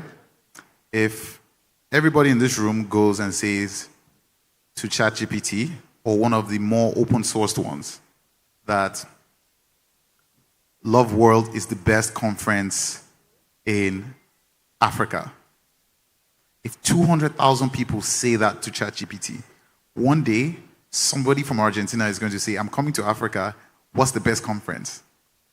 And it's going to suggest that Love World is the best conference. The reason why I say this is because to have the data that we all need to use, we need to have the second nature of being open to sharing yours. And this is the big thing about data. I know that sometimes it's cultural Even if you get a visa to go to America now, until you land on the plane, your neighbor might not know, right? We're quite secretive with things that happen with us. But when you're looking for information on how to get a US visa, you want somebody else to have shared it on YouTube. But you, when it's your turn, it's after maybe you've landed for like 3 weeks. That's when the closest person to you knows that you've gone. And so startups, we're not used to sharing the kind of data that we see everywhere else in the world. And this has to change. We're more open to sharing success data, but you don't build an efficient data machine by sharing only the good sides, right? It's not going to be efficient. How open are we to sharing about failures? How open are we to sharing that your startup is not really growing? How open are you to say, I'm shutting this down because there's no market where I thought there was a market, right? And you see this a lot of times. Maybe there's a founder who lives an exaggerated lifestyle, and people start doing the business he or she is doing without figuring out if they're actually making money from it or not. That person might be spending their savings. And this is why the craze of the lending companies starts. We do it a lot. One person starts a lending company, you see 200. One person goes into a school management software. If the guy doesn't look like he's suffering after 6 months, 60 people join him because we're using anecdotal data. And if you ask them, how's business? They say, thank God. Yeah, you thank God, but thank God is not really data. And so we need to be more open about sharing, especially data that is not kumbaya, that is not great. We need to, because it's going to help the next person. And so I know that some databases, press people call for comments. Our favorite word is no comment. There's an acquisition. It's when I moved back to Africa, I was hearing acquisition, undisclosed amount. Very common. Undisclosed amount. Or you'll be hearing for a 6-figure amount. Who are you trying to impress? If it has failed, it doesn't mean you have failed as a person. But it means you've added to that pool of data that the next time you want to launch something new, you have something to fall back on. And so I think within all of us, we can start breaking down those cultural barriers to sharing information, whether it's on databases or it's publicly available. This is going to really help our ecosystem to get more data, because data is the lifeblood of decision making. Even I, as an investor, I have to spend a lot of money creating primary data. At our fund, we started creating some reports now for free, just to kind of encourage other people and map out some industries and verticals. Thank you very much for that response. And so every one of us, we are encouraged by this. Next time you check out from a hotel, please leave a review, at the very least. You know, you go to that wonderful restaurant, fine dining and all of that, and you found it on Google, and people give good reviews. You know, leave your own review so that someone else, you know, can bank on that. But still on the light of, you know, building investors' trust, as working in a fund myself, I think something that I've struggled with is the issues that a lot of early stage businesses have around, you know, corporate governance, and especially when they now want to raise funding, right? You know, being compliant with regulations, being tax compliant, maybe having an audit and things like that, right? So how do you think that founders these days, you know, should approach corporate governance and compliance, you know, to build investor trust? Now, it's very important, but sometimes founders don't get it completely until they hear it from us, how important it is. Because I've encountered, you know, quite a number of concerns where I'm trying to find, you know, an audited account statement, and it's not. There are even fake audited account statements today. So it's becoming a problem that could affect investor trust. So how do you think, you know, founders should, you know, start approaching, you know, this matter around corporate governance and regulatory compliance? That's my... I'm sorry, I have to disappoint you here. I don't think founders need to be the ones to change, unfortunately. I'm from a very different school of thought. Investors are the ones who need to change. And this might be me now giving you a short lecture. Right? The nature of innovation is that it's broken, it's chaotic, it's unplanned, it's rough, it's unpolished. Right? Yeah. And when globally we refer to a founder as scrappy, that means they're resourceful and they're going to get it done whichever way. I think it's a common thing to agree.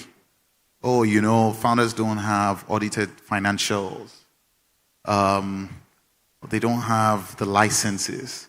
They don't have the regulatory frameworks. And that's a reason for us to, you know, tell them they're almost not ready for funding. There's a big difference between people like us who fund innovation through equity and banks, even though there are amazing banks around, like Parallax. But that is not a bank's role. It's not a bank's role to fund an idea that has such a risky risk profile. Banks work with certainty. So if I was the CEO of a bank and you said this to me, I would be very happy. We need structure. We need you to be able to put your ducks in a row. We fund crazy dreams. And where we sit, our work is to be able to use proxies to form a full picture. How many people have used Airbnb? Not the ones that they just tell you on WhatsApp, come on book. I'm talking about the app, Airbnb. How many people have used Airbnb? Okay, good. So Airbnb is one of the most successful venture capital deals ever. Imagine 15 years ago, I came to meet you, this Nigerian or Ghanaian investor, and I said to you, oh, I'm about to launch an app that a stranger is going to come into your house, somebody you don't know from anywhere. It's going to come into your house. So now you will take a picture of this room, you put a pillow, you put a towel, and then you put your own house on the internet where there are witches and wizards. And then this person is going to look at it. Oh, I like this room. And then they're going to pay you on the internet. And then some of them will arrive at 10 p.m. and enter some part of your house. And you will be able to sleep with your two eyes closed. And this is this business that I'm thinking about. Most of us who ask for audited financials and regulatory licenses, we will miss out on it. And this is why we need to change how we invest. If you're an investor, you're not a bank. You are there to back dreams. And I can tell you, 99% of all African investors will miss an investment in Uber. I know someone very well who made $200 million from a $25,000 investment in Uber. His name is Jason Calacanis. We all will miss opportunities like that. Imagine you go and tell this guy who hasn't even started, they're still walking around and carrying cameras, and you say, go and bring me 2 years of audited financials. That dream is dead. So what you need to sit down with is, what gives you an impression this is going to work? They will tell you hotels cost 150% of what they should cost. I have a waiting list of 100,000 college students who will use this thing if it goes around. This is the average price we think we can list a room for $50 or $60, right? And these are the cities where these backpackers move around the most. I'm the one that takes all the pictures today, but I can get the owner of the house to start taking the pictures and give him an interface to upload it, right? So now you as an investor come together and say, does this information line up? Knowing that in 6 months' time, this company might be a rocket ship or it might be dead. This is the role of the investor. And so, unfortunately, I would not agree with you. Entrepreneurs, you just need to pursue. When you grab an idea and you have data, even though some of this is anecdotal, to run with it. The problem is you need to find the right investor. And don't go to a big institution who will ask you for these things when you're very small. Go to your uncle, your former boss, your friends and family to fund it. Then you now have more information. Then you might have financials, even if it's not audited. I still invest without audited financials. Well. And so you move from there. But remember, you don't need all these things. You need the right investor. True, true. Very true. And a lot of time, I know a lot of founders are clapping now, and you're shining your teeth. It's great. I know you are happy that they've backed you, right? it's great. It's good, right? But you must also remember that there's a certain level of skill you can't hit, until you have what you need, or what you should have, right? To grow. Case and study, you've gotten maybe equity from We Capital today, right? We Capital at a certain level will not give you some kind of financing for you to scale maybe into 5-7 countries because they are seed fund, pre-seed, for sure. seed, right? And you might approach like a Parallax, and you've been running on just the dream. I hope the dream will finance it at that point. But anyway, it's great that these conversations are happening so that you also have an idea of how to approach, fundraising, which is, I know someone asked a question earlier, around having like a 3 million, 6 million idea. So you know who to approach, and how to have that conversation. My next point is around, so in Africa today, innovation is miles ahead of regulation.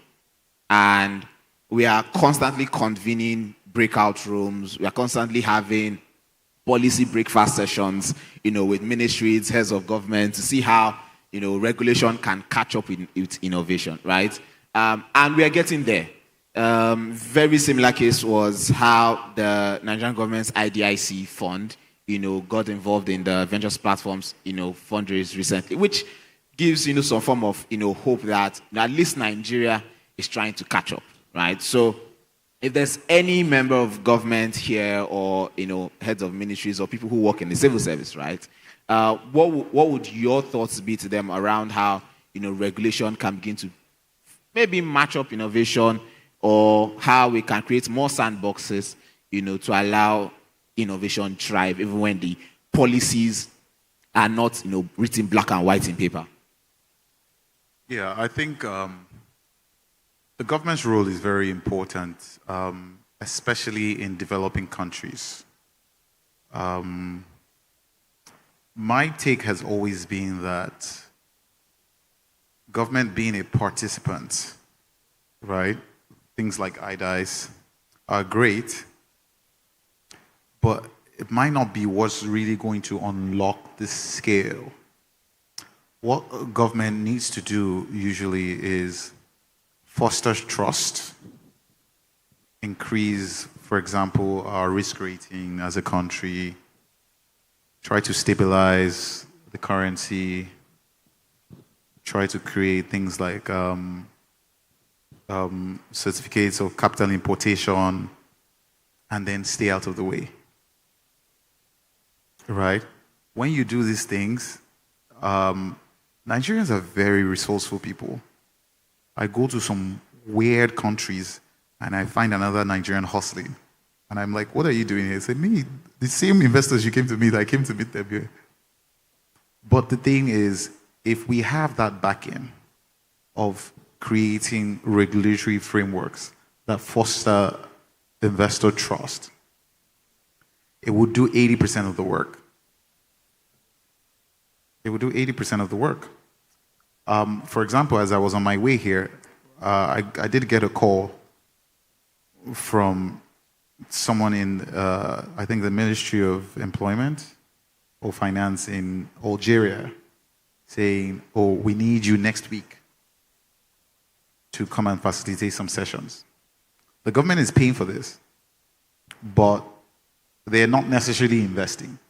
So what's going to happen? I'm going to go there, probably, or somebody else from the office is going to go there, and you're going to run into these great companies. And then what's going to happen? You're going to take the money you should have maybe put in Nigeria or in Kenya or in Ghana, and you're going to go and invest it in Algeria because you've seen a very good startup there. And these are the ways that the government actually plays a role. They're just putting two of you in a room, they're stepping back. They're creating sandboxes, these kind of things. I would say investing directly, it helps. But the major thing is when things go to court, is the judicial process fast? Right? Are there small licenses for smaller businesses for them to grow? Are there sandboxes? Is the exchange rate stable for other investors to come in? These are the things. Is there security, for example? These are the things we need from government, and then step aside and watch the magic happen. Thank you so much. So put the investor, the startups, the businesses in the room and step out. That's it. Correct. Okay, final thoughts from you. You've backed very early stage businesses. You've backed founders that have been phenomenal across different sectors. And even young investors like us, still look up to you. I think my question... I'm still young, stop. That's subjective. This is my final question to you is, as an investor, what are the things that enable you to say, okay, this is one founder I can trust with my money beyond the big vision, beyond the dream, beyond the projections in their Excel sheet and all of that? What is it for you that say, okay, this founder I can trust you, to deliver on this?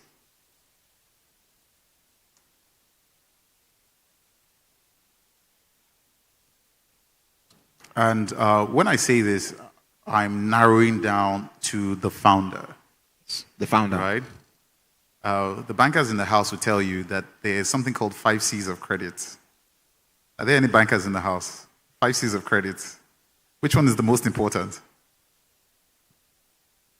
By the way, she said character. Right? And in these 5 C's of credits, there are things like capacity, cash flow.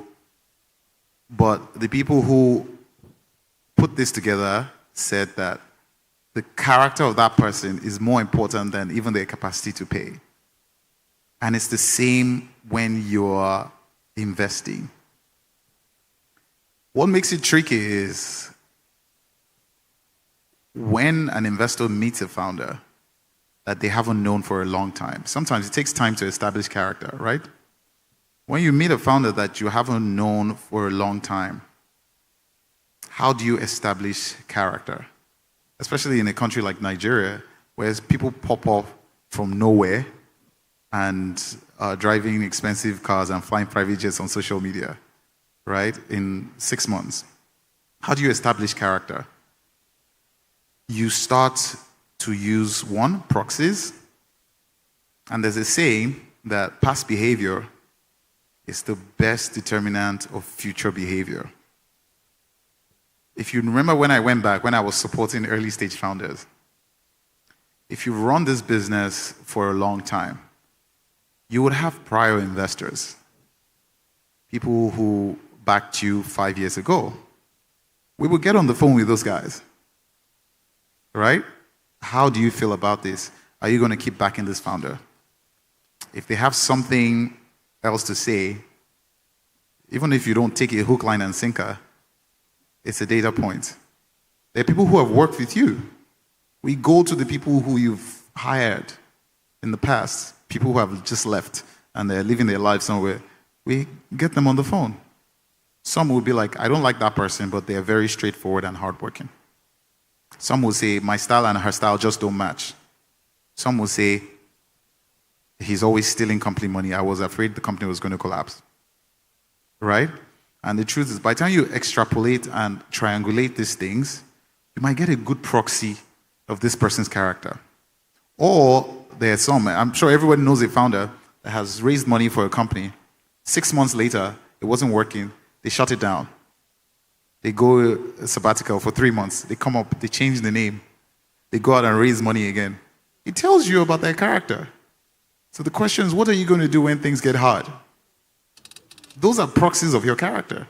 And so even if there's no character score somewhere, there are proxies. What are the things you've done before that would give a sense of what your character is? How would you relate with investors? How would you relate with customers? How would you relate with employees? How would you relate with government? These things are the determinants of your character, and they invariably tell us if this company has a higher chance of success or not. Thank you so much. Please, once again, let's put our hands together for Solu. I think we've come to the end of this, and I know there might be some questions within the audience, but due to time, you have the opportunity to still meet Olu after this session to ask those questions.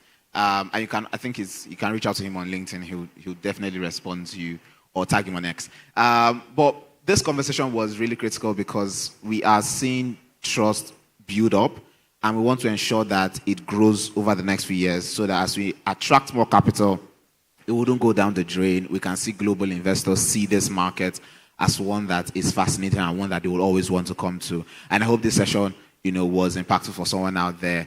Thank you so much to the Love World Nation for putting this together. My name is Samuel Frank, and it was nice to moderate this. Thank you. God bless you. Thank you very much. Please, a louder round of applause for both of them. That was a very interesting session as well. And we truly appreciate the wealth of knowledge that has been poured at us in that very, very interesting session. We would have a few more to go, but I just want to quickly mention one of the very important things that we should do today is network. As much as possible, network, network, network. Speak to somebody, tell them about you, tell them about your business, tell them about your ideas, tell them who you are, share, some concepts that you might be working on, all right? Network as much as you can. We would absolutely like that everybody leaves here after interacting with one person or the other. So what I would ask that we do is speak to someone next to you, all right? After the comment session, I'm going to pass the mic around and I'm going to ask you about your neighbor, all right? So indulge me. Speak to somebody next to you. Tell them who you are and also find out who, they are as well, okay? Find out who they are. Tell them about your business. You may not maybe share all your business ideas, so that it doesn't come up next week under a different business name. So share with your neighbor, all right? My name is Osaogi Ogbawa. I am a communications expert and an event host.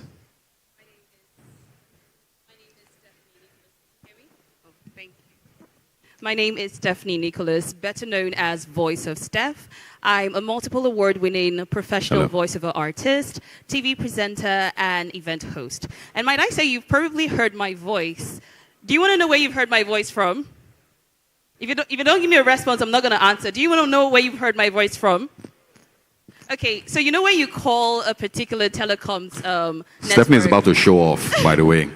But go ahead. When you call a blow your trumpet. Telecoms network, and you hear, "Dear customer, please wait while we contact the customer care representative," or "Dear customer, please wait. The person you're calling is currently unavailable. Thank you for calling." Show off. Show off.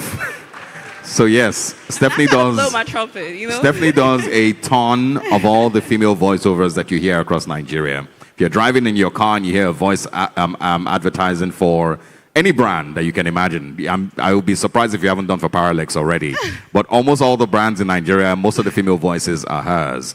I used to do a lot of male voices, but I got busy with other things. You're a very humble person. Yes, so I'm very. I don't like to blow my trumpet. Yeah, I understand. But this is what I want again. Please speak to someone next to you. All right. Introduce yourself. Tell them who you are, and also get to hear about them. After the next session, I will be asking a few people to tell me about your neighbor.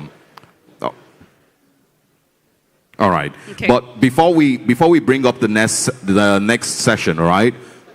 There's a ton of questions from the last session that we just had, the fireside chat. Many people have burning questions. So we're going to take two questions, and two questions, and then we're going to have him also answer those questions. The managing partner, We Capital, Olu Oyison, he will be answering those questions. So, two questions, all right? Can we pass the mic around? Can we nod if we're allowed to do that? Can we go into the audience? Hello. Or get a mic into the audience. Okay. All right, so two questions. Go ahead. Yes, thank you so much. Thank you for the opportunity, and I want to thank the panelists.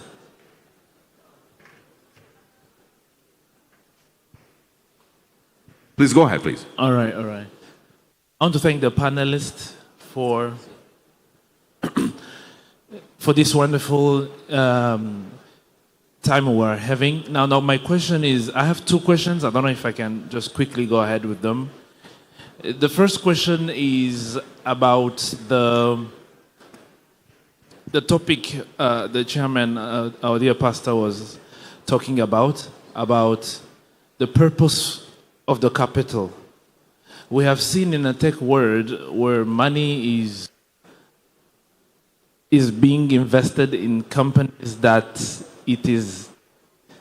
doesn't have a pathway to profitability, or it takes a long time to make profit, where the founders, they just raise money for the sake of raising money.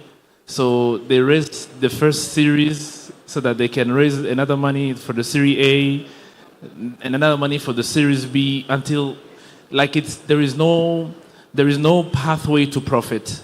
So I wanted to learn from him what he thought about, especially what our dear pastor was talking about, the purpose of the capital, so that the money that just recycled all the time. That is my first question. The second question, quickly, is I want to learn from him what he thinks about investment in, I'm into agriculture. I'm not from here, I'm from Burundi. I just came for the program. And in the agriculture sector now, we have been able to control the environment and make sure that we can produce for the whole year any type of crop. I want to learn from him if in the venture capitalist there is this topic about investing in agriculture, especially for the agriculture tech, using irrigation system, using control environment, because I think there is also, we might not be a unicorn next year or 2 years to come, but in the future, I think there is really high profitability. So I want to know if in the venture capital sector, they are talking about this control environment. Thank you so much. All right, thank you. And thanks for coming all the way from Burundi as well. I really like that. So we want to take a response to his questions, and then we'll have somebody else speak. Thank you for that question, and thanks for coming all the way from Burundi. To be clear, I think your first question is around why investors invest in companies that look like they have no pure pathway to profitability, and they're raising money to raise money round after round. Correct? So I think there are two.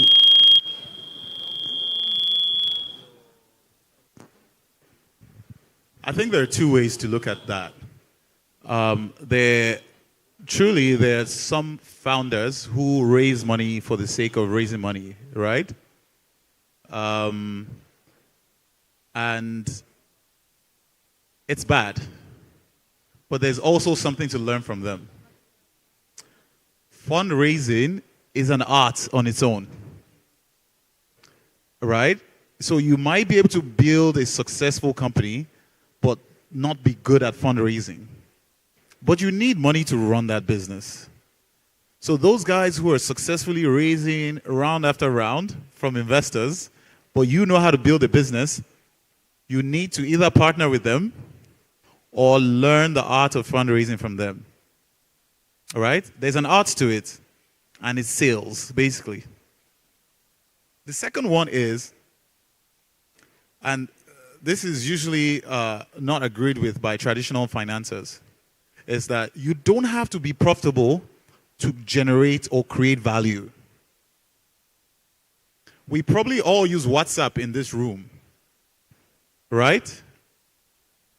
And nobody has ever paid for WhatsApp. So WhatsApp has no revenue, no profitability. But it was acquired for over 30 billion by Meta, Facebook's parent company, right? Somebody would have said, this company has no revenue. How are you paying 30 billion for it? The reason is because they have value.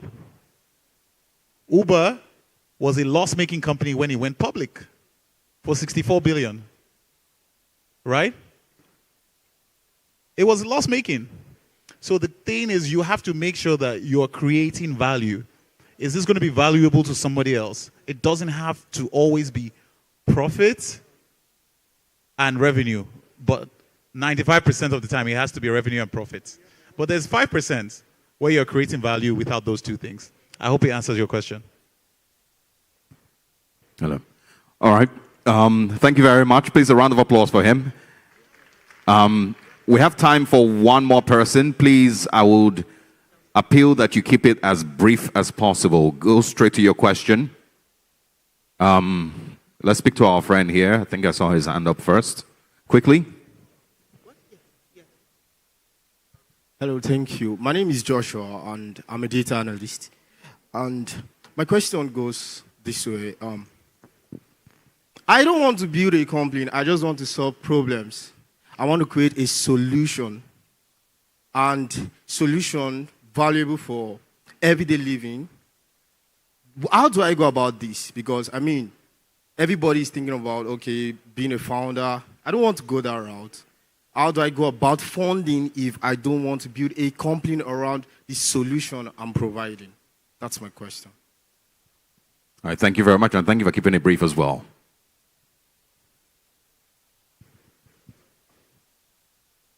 I think there are people like that. And a mistake a lot of people make is that we want to turn everybody who has a solution into a founder or an entrepreneur. And they're very different skills. Some people don't want to manage people, right? So my answer is in two parts. There's an African proverb that says, if you want to go fast, go alone. But if you want to go far, go with others or go together. So the idea of a company doesn't necessarily have to be a registered entity and all the things we structure around it. Company, from the name, company, it means that there's somebody doing it with you. It means there's a team, right? So you might not want to go that route of being the leader of that team, but you might be just part of it. And there are a lot of people like that who just want to be engineers. They want to create products that people solve. So you might just be part of a team. Or go and join a team and keep doing your thing. The other thing is that you can build these products and just sell them. Right? A lot of people do that. You build an exciting product, take it to a company, it works, and sell it to them. And so those are, I think, two options that you can explore in the immediate. Okay. All right. Thank you very much. Please, a round of applause for him once again. Very well put. All right, we're going to watch, I want your eyes on the screen. We're going to take a very important video. But just before that, all Begin SBSOs are please requested to come up to get your decks for the pitching. So if you're part of the Begin SBSOs, please go up the gallery to get your decks for the pitching. Thank you so much.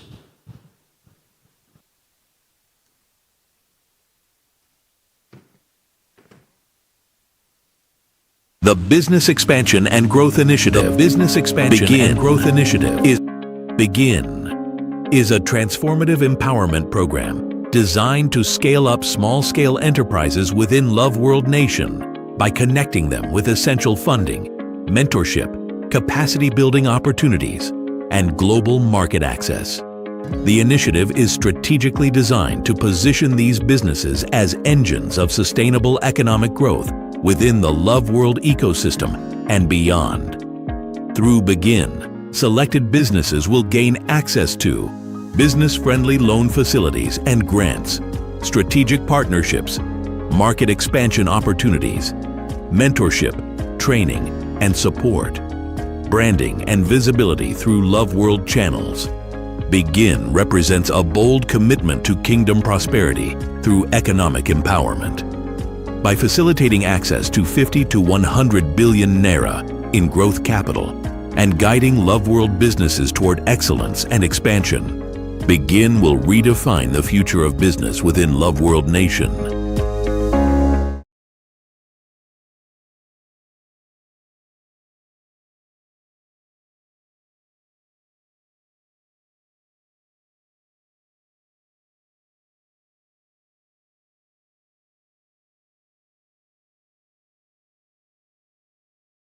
Stage. Thank you so, so much.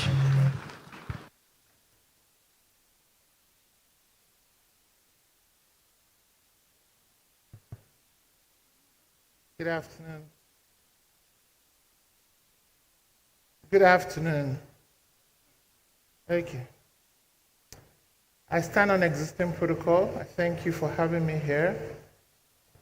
My warm regards from Advantage Health Africa. Good afternoon, Dr. Adiola. Right, Abimbola Adibaki. I've been asked to talk about a topic I don't typically talk about when I'm speaking to entrepreneurs, because I don't want you to build your business around getting grants. But I have access grants. Multiple grants. I hope you can still hear me. Can you still hear me? I have accessed multiple grants, and I've been charged for the next few minutes to talk to you about things you should focus on when you seek to access a grant. Someone had earlier asked the question, how do you go about getting a grant from Paralex Bank? I'm not quite sure Paralex Bank is the right place to go to seek a grant. I'm sorry, I'm finding it difficult to keep this. Okay. Between my dreads and my glasses and the mic. Forgive me. Paralex Bank might not be the vehicle to get a grant from. They might help to facilitate your capacity. Investors also typically would not provide you grants. They want to invest in your business for a share of the upside. I was with Samuel last week talking about investment in our company. But there are some entities who understand that certain social matters need to be seeded with an amount of money that does not take equity from you, but that supports your effort to address such social ills. Some of those social matters come up in areas like health, access to food, things around shelter, mobility, education. So if you are dealing in any area around there, or an area that has been underserved, maybe it's around gender, or a new area that could be explored further, maybe it's around you embedding AI in your venture, you might then be able to find a grant. So my list is not exhaustive. It's just that grants exist, and I have benefited from them, and I'll just share a bit of my story. Next slide, please. So what do? I run a pharmaceutical business that combines in a unique way health tech and pure play pharmaceutical distribution. So we've gone around many things that ensure people get medicines at the very last mile. So if you like, you could be in a farm in Kaduna State, and you are in the rural, remote areas, we'll bring medicines to you. We've got CEOs who work day and night here in Lagos, but their parents are in Shekpeteri, will take the medication to their mother. They're not quite sure of the quality of what they would access around them, but they know that handing it over to us, we will get the right medication, so we create access, affordability, and quality meds. Now, that triggers some kind of interest in those who give grants to extend and scale what we do. Next slide. And so part of what we do has benefited from grants. I studied pharmacy at the University of Lagos, then went on to be a sales and marketing executive at a pharmaceutical company. But shortly after, I began to see that there were other options, went in as a management consultant at Accenture, and then became a master trainer. So I trained for Chartered Institute of Directors and organizations like that, teaching board directors of banks how to incorporate good corporate governance.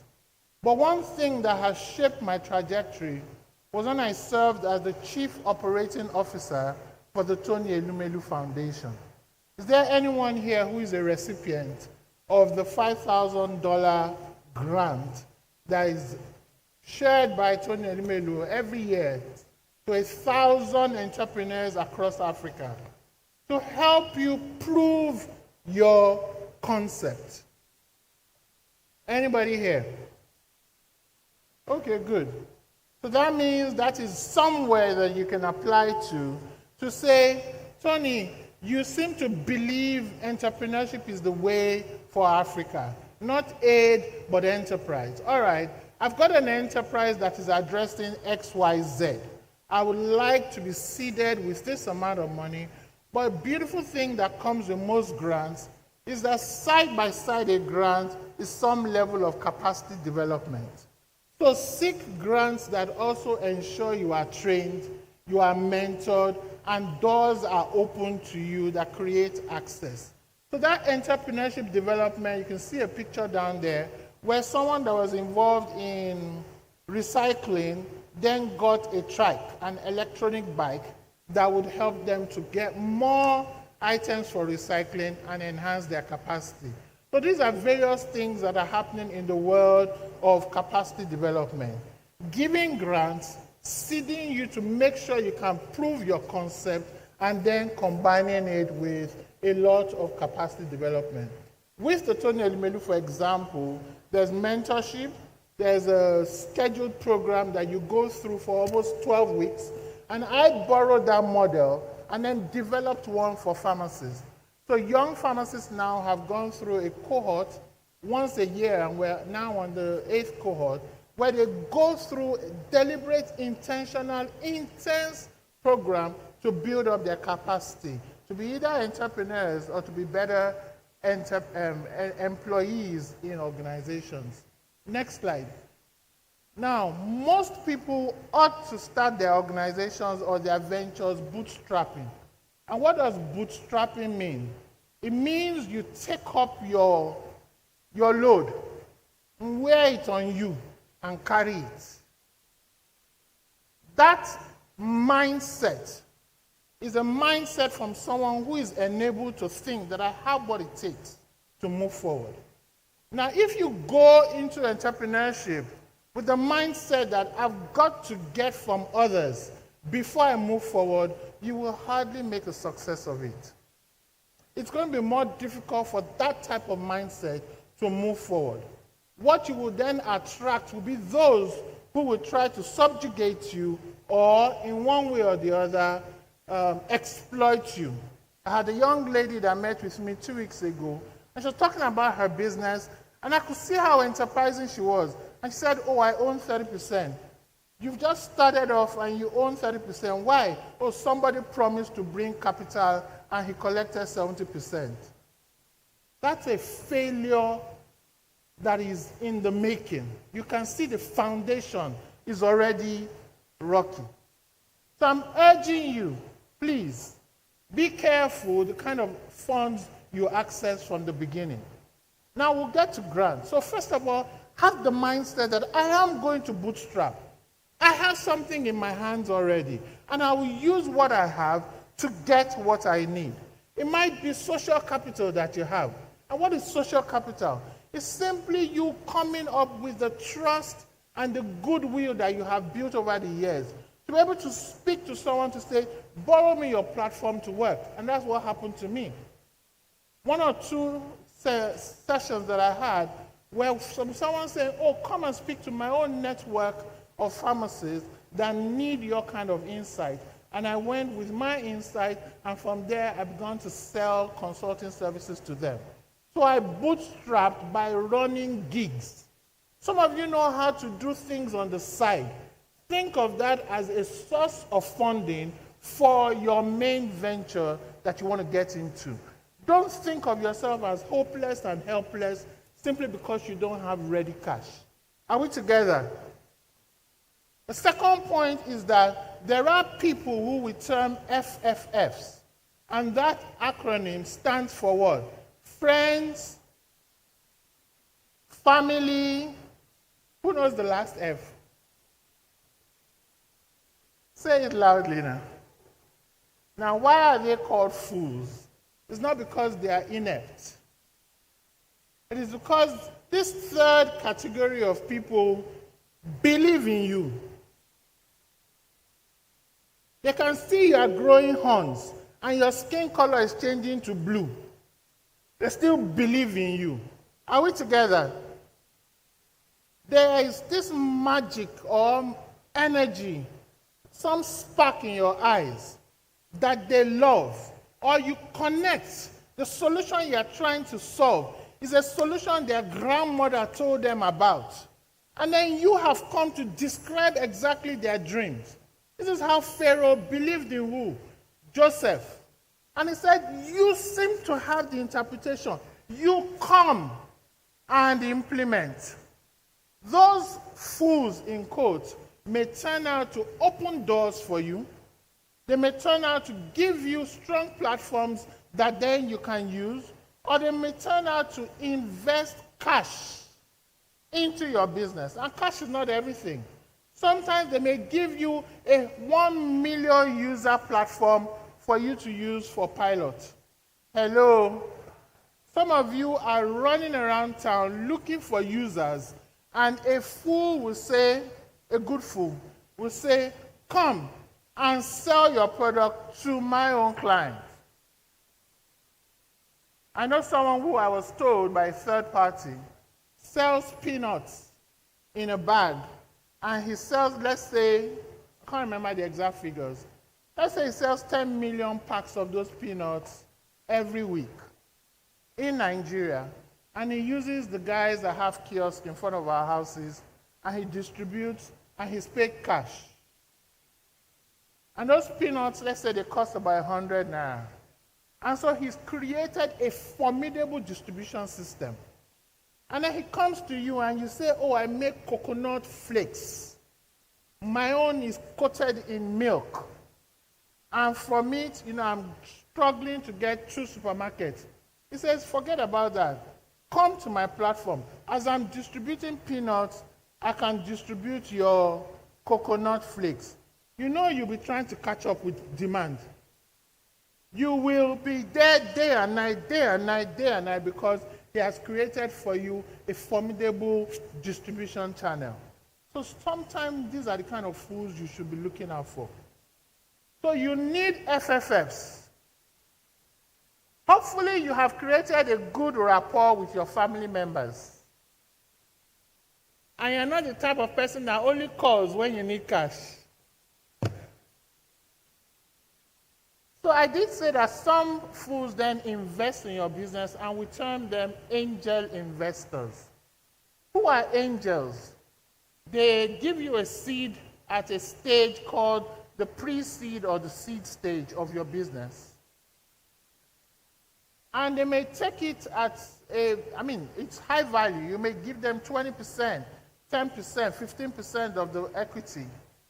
But they believed in you at a point where they could say, take this amount of money, I will convert it to equity, when you are doing well, or it becomes just a debt and then you pay me back. So a convertible loan, are we together? This is workshop, so I'm trying to go through it carefully. So a convertible loan might be the entry point for an angel to come into your venture. And when they want to convert to equity, if somebody else was bringing 10 million to get 1%, they may say, oh, I'll convert at 7.5 million for that 1%. Why? Because they were early believers. And we have now an ecosystem that is encouraging more angel investors. So if you can plug yourself into a credible angel investor network, you'll be doing well. Because they will keep a tab on you, hear about you, and sometimes drop the first check or the second check. So what I had were angel investors that then brought their friends, and that was the fundraise that we did in 2019. So they want equity or they want their loan back. Grants are also a credible source of funding. But please be careful with grants that come with terms that you cannot meet. You must look at the grant, read the terms carefully.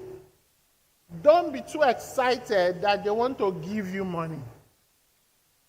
I'm not quite sure there's free money anywhere.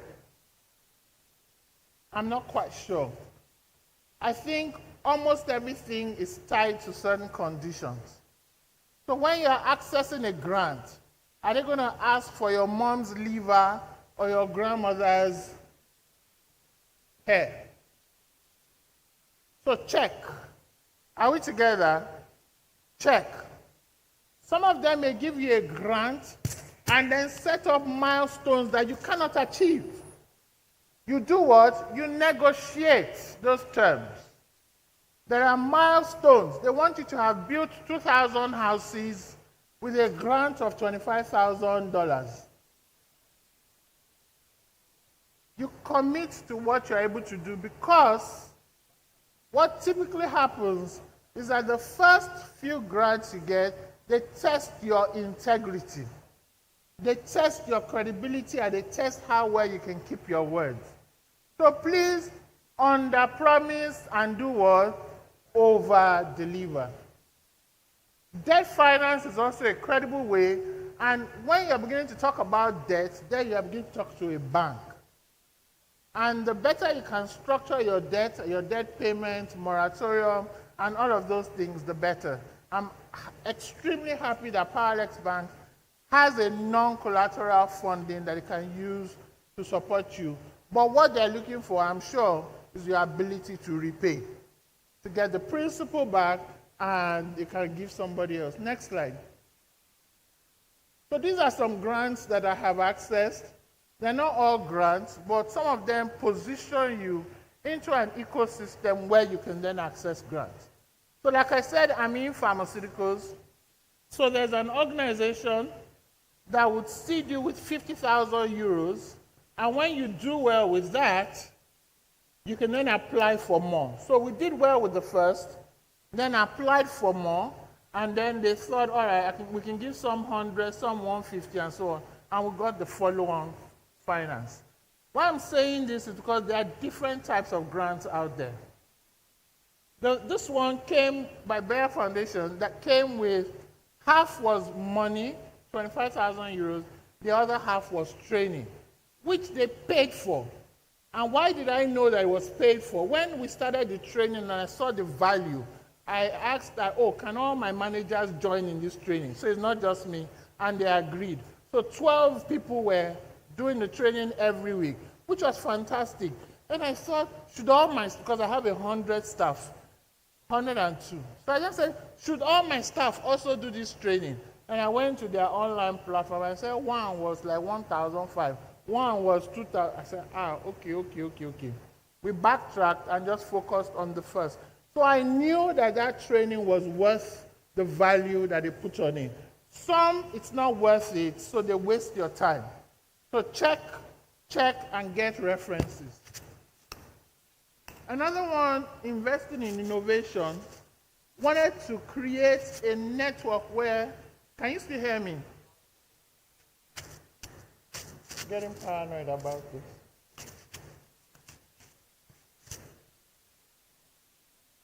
Another one wanted to create a system where they would seed you some capital, but their desire was to match make us with public sector agents or agencies. And the public sector keeps saying they want to work with the private sector, but there were no avenues for those interactions.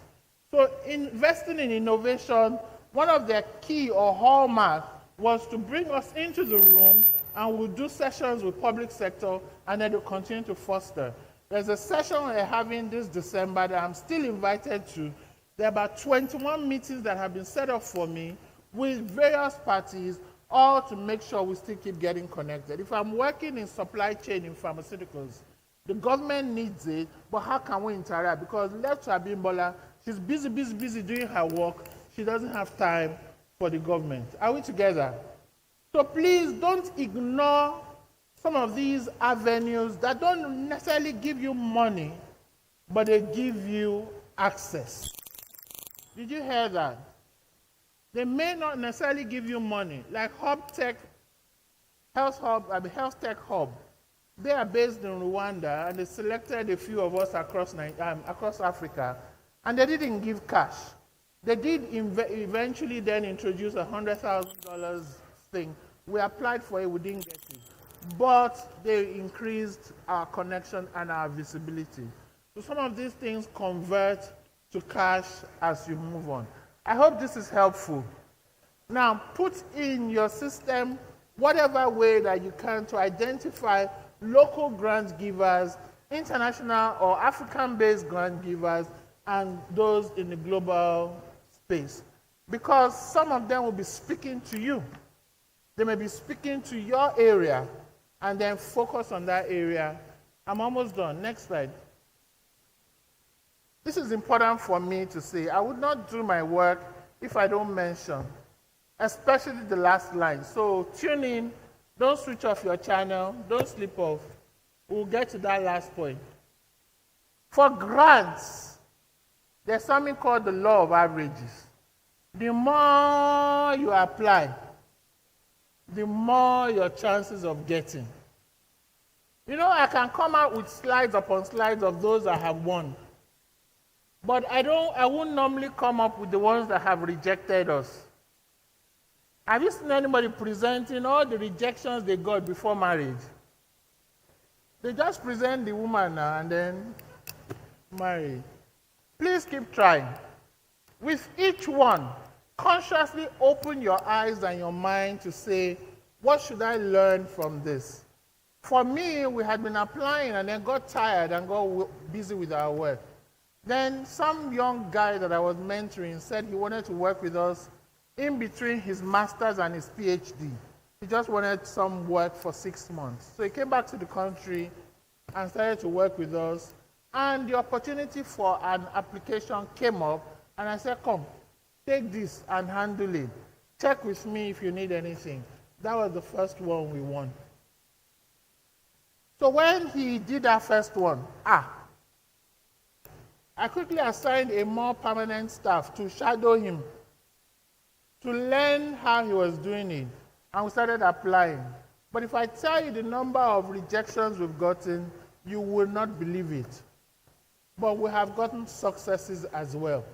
So please keep applying, build the skills and the capabilities within your team to apply. I don't think that every entrepreneur is built out for applying for grants. But if you can find it within your team or hire someone to help you with those applications, please do. Some people will tell you a story. Please don't go with them. Let them show you examples that they have worked on. More grant opportunities exist today than 6 years when I was applying. So please, do not count yourself out. What did I say? Don't count yourself out. You've got the same good head, nobody is better than you. And what you are doing is worthwhile. So step forward with confidence and do apply, okay? Do not let anybody belittle you, and don't follow with that, oh, beggars cannot be choosers. Stop it. Stop it. You are not a beggar. You are seeking support for a venture that is worthwhile. And I tell you today, one of those early funders that gave us grants, anytime they want to refer to success in the work that they are doing, they mention my name. Why? Because it is a source of pride to them that they supported me with a grant and some capacity building, and I'm showing good results for it. So be that example from Nigeria that they will continue to mention anywhere. They go out of their way to publish me in international newspapers that I have no business in, but they seek to make noise about you. Let them make good noise about Africans doing the right thing. Are we together? Find a niche, whether it's Africa, it's female, it's circular economy, AI, creative economy, education, healthcare, agri, whatever. Find a niche and hone in, and I trust you will find your own grant. Apply for even those without funds. I've said that before. Why am I mentioning this? When we were building together the product called the Tony Melu Entrepreneurship Program, we realized if we didn't put that money, people would not apply. So the money was actually to attract you to capacity building, to attract you to mentorship. Each time we then did a survey at the end and we asked people, what part did you like the most? Trust me, majority talked about the content and the mentorship.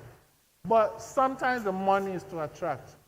So please apply for some without funds, but don't waste your time. There are too many trying to teach you to be entrepreneurs. Sometimes you have to scale. So be careful which ones you do. And in all, Abimbola's last point. Drum roll. I'm doing it so that you pay attention. In all, please spend time building your venture well. Grants are good, but grants do not prove your business. I am tired of the mad of people I meet who are following and pursuing grants, but if you stand their business under scrutiny, there's nothing to show for it. Nothing. It's all like packaging. So in this room, you will not be packagers, will you? You will be true entrepreneurs who are solving problems, who are seeing the two sides of a coin, showing that one side is a problem, the other side is an opportunity, and realizing that if I take my own piece of the mixed up jigsaw puzzle and I do it well, I place it on the table, and 1,000 others do it well and place it, we're going to build the Africa of our dreams. Thank you very much.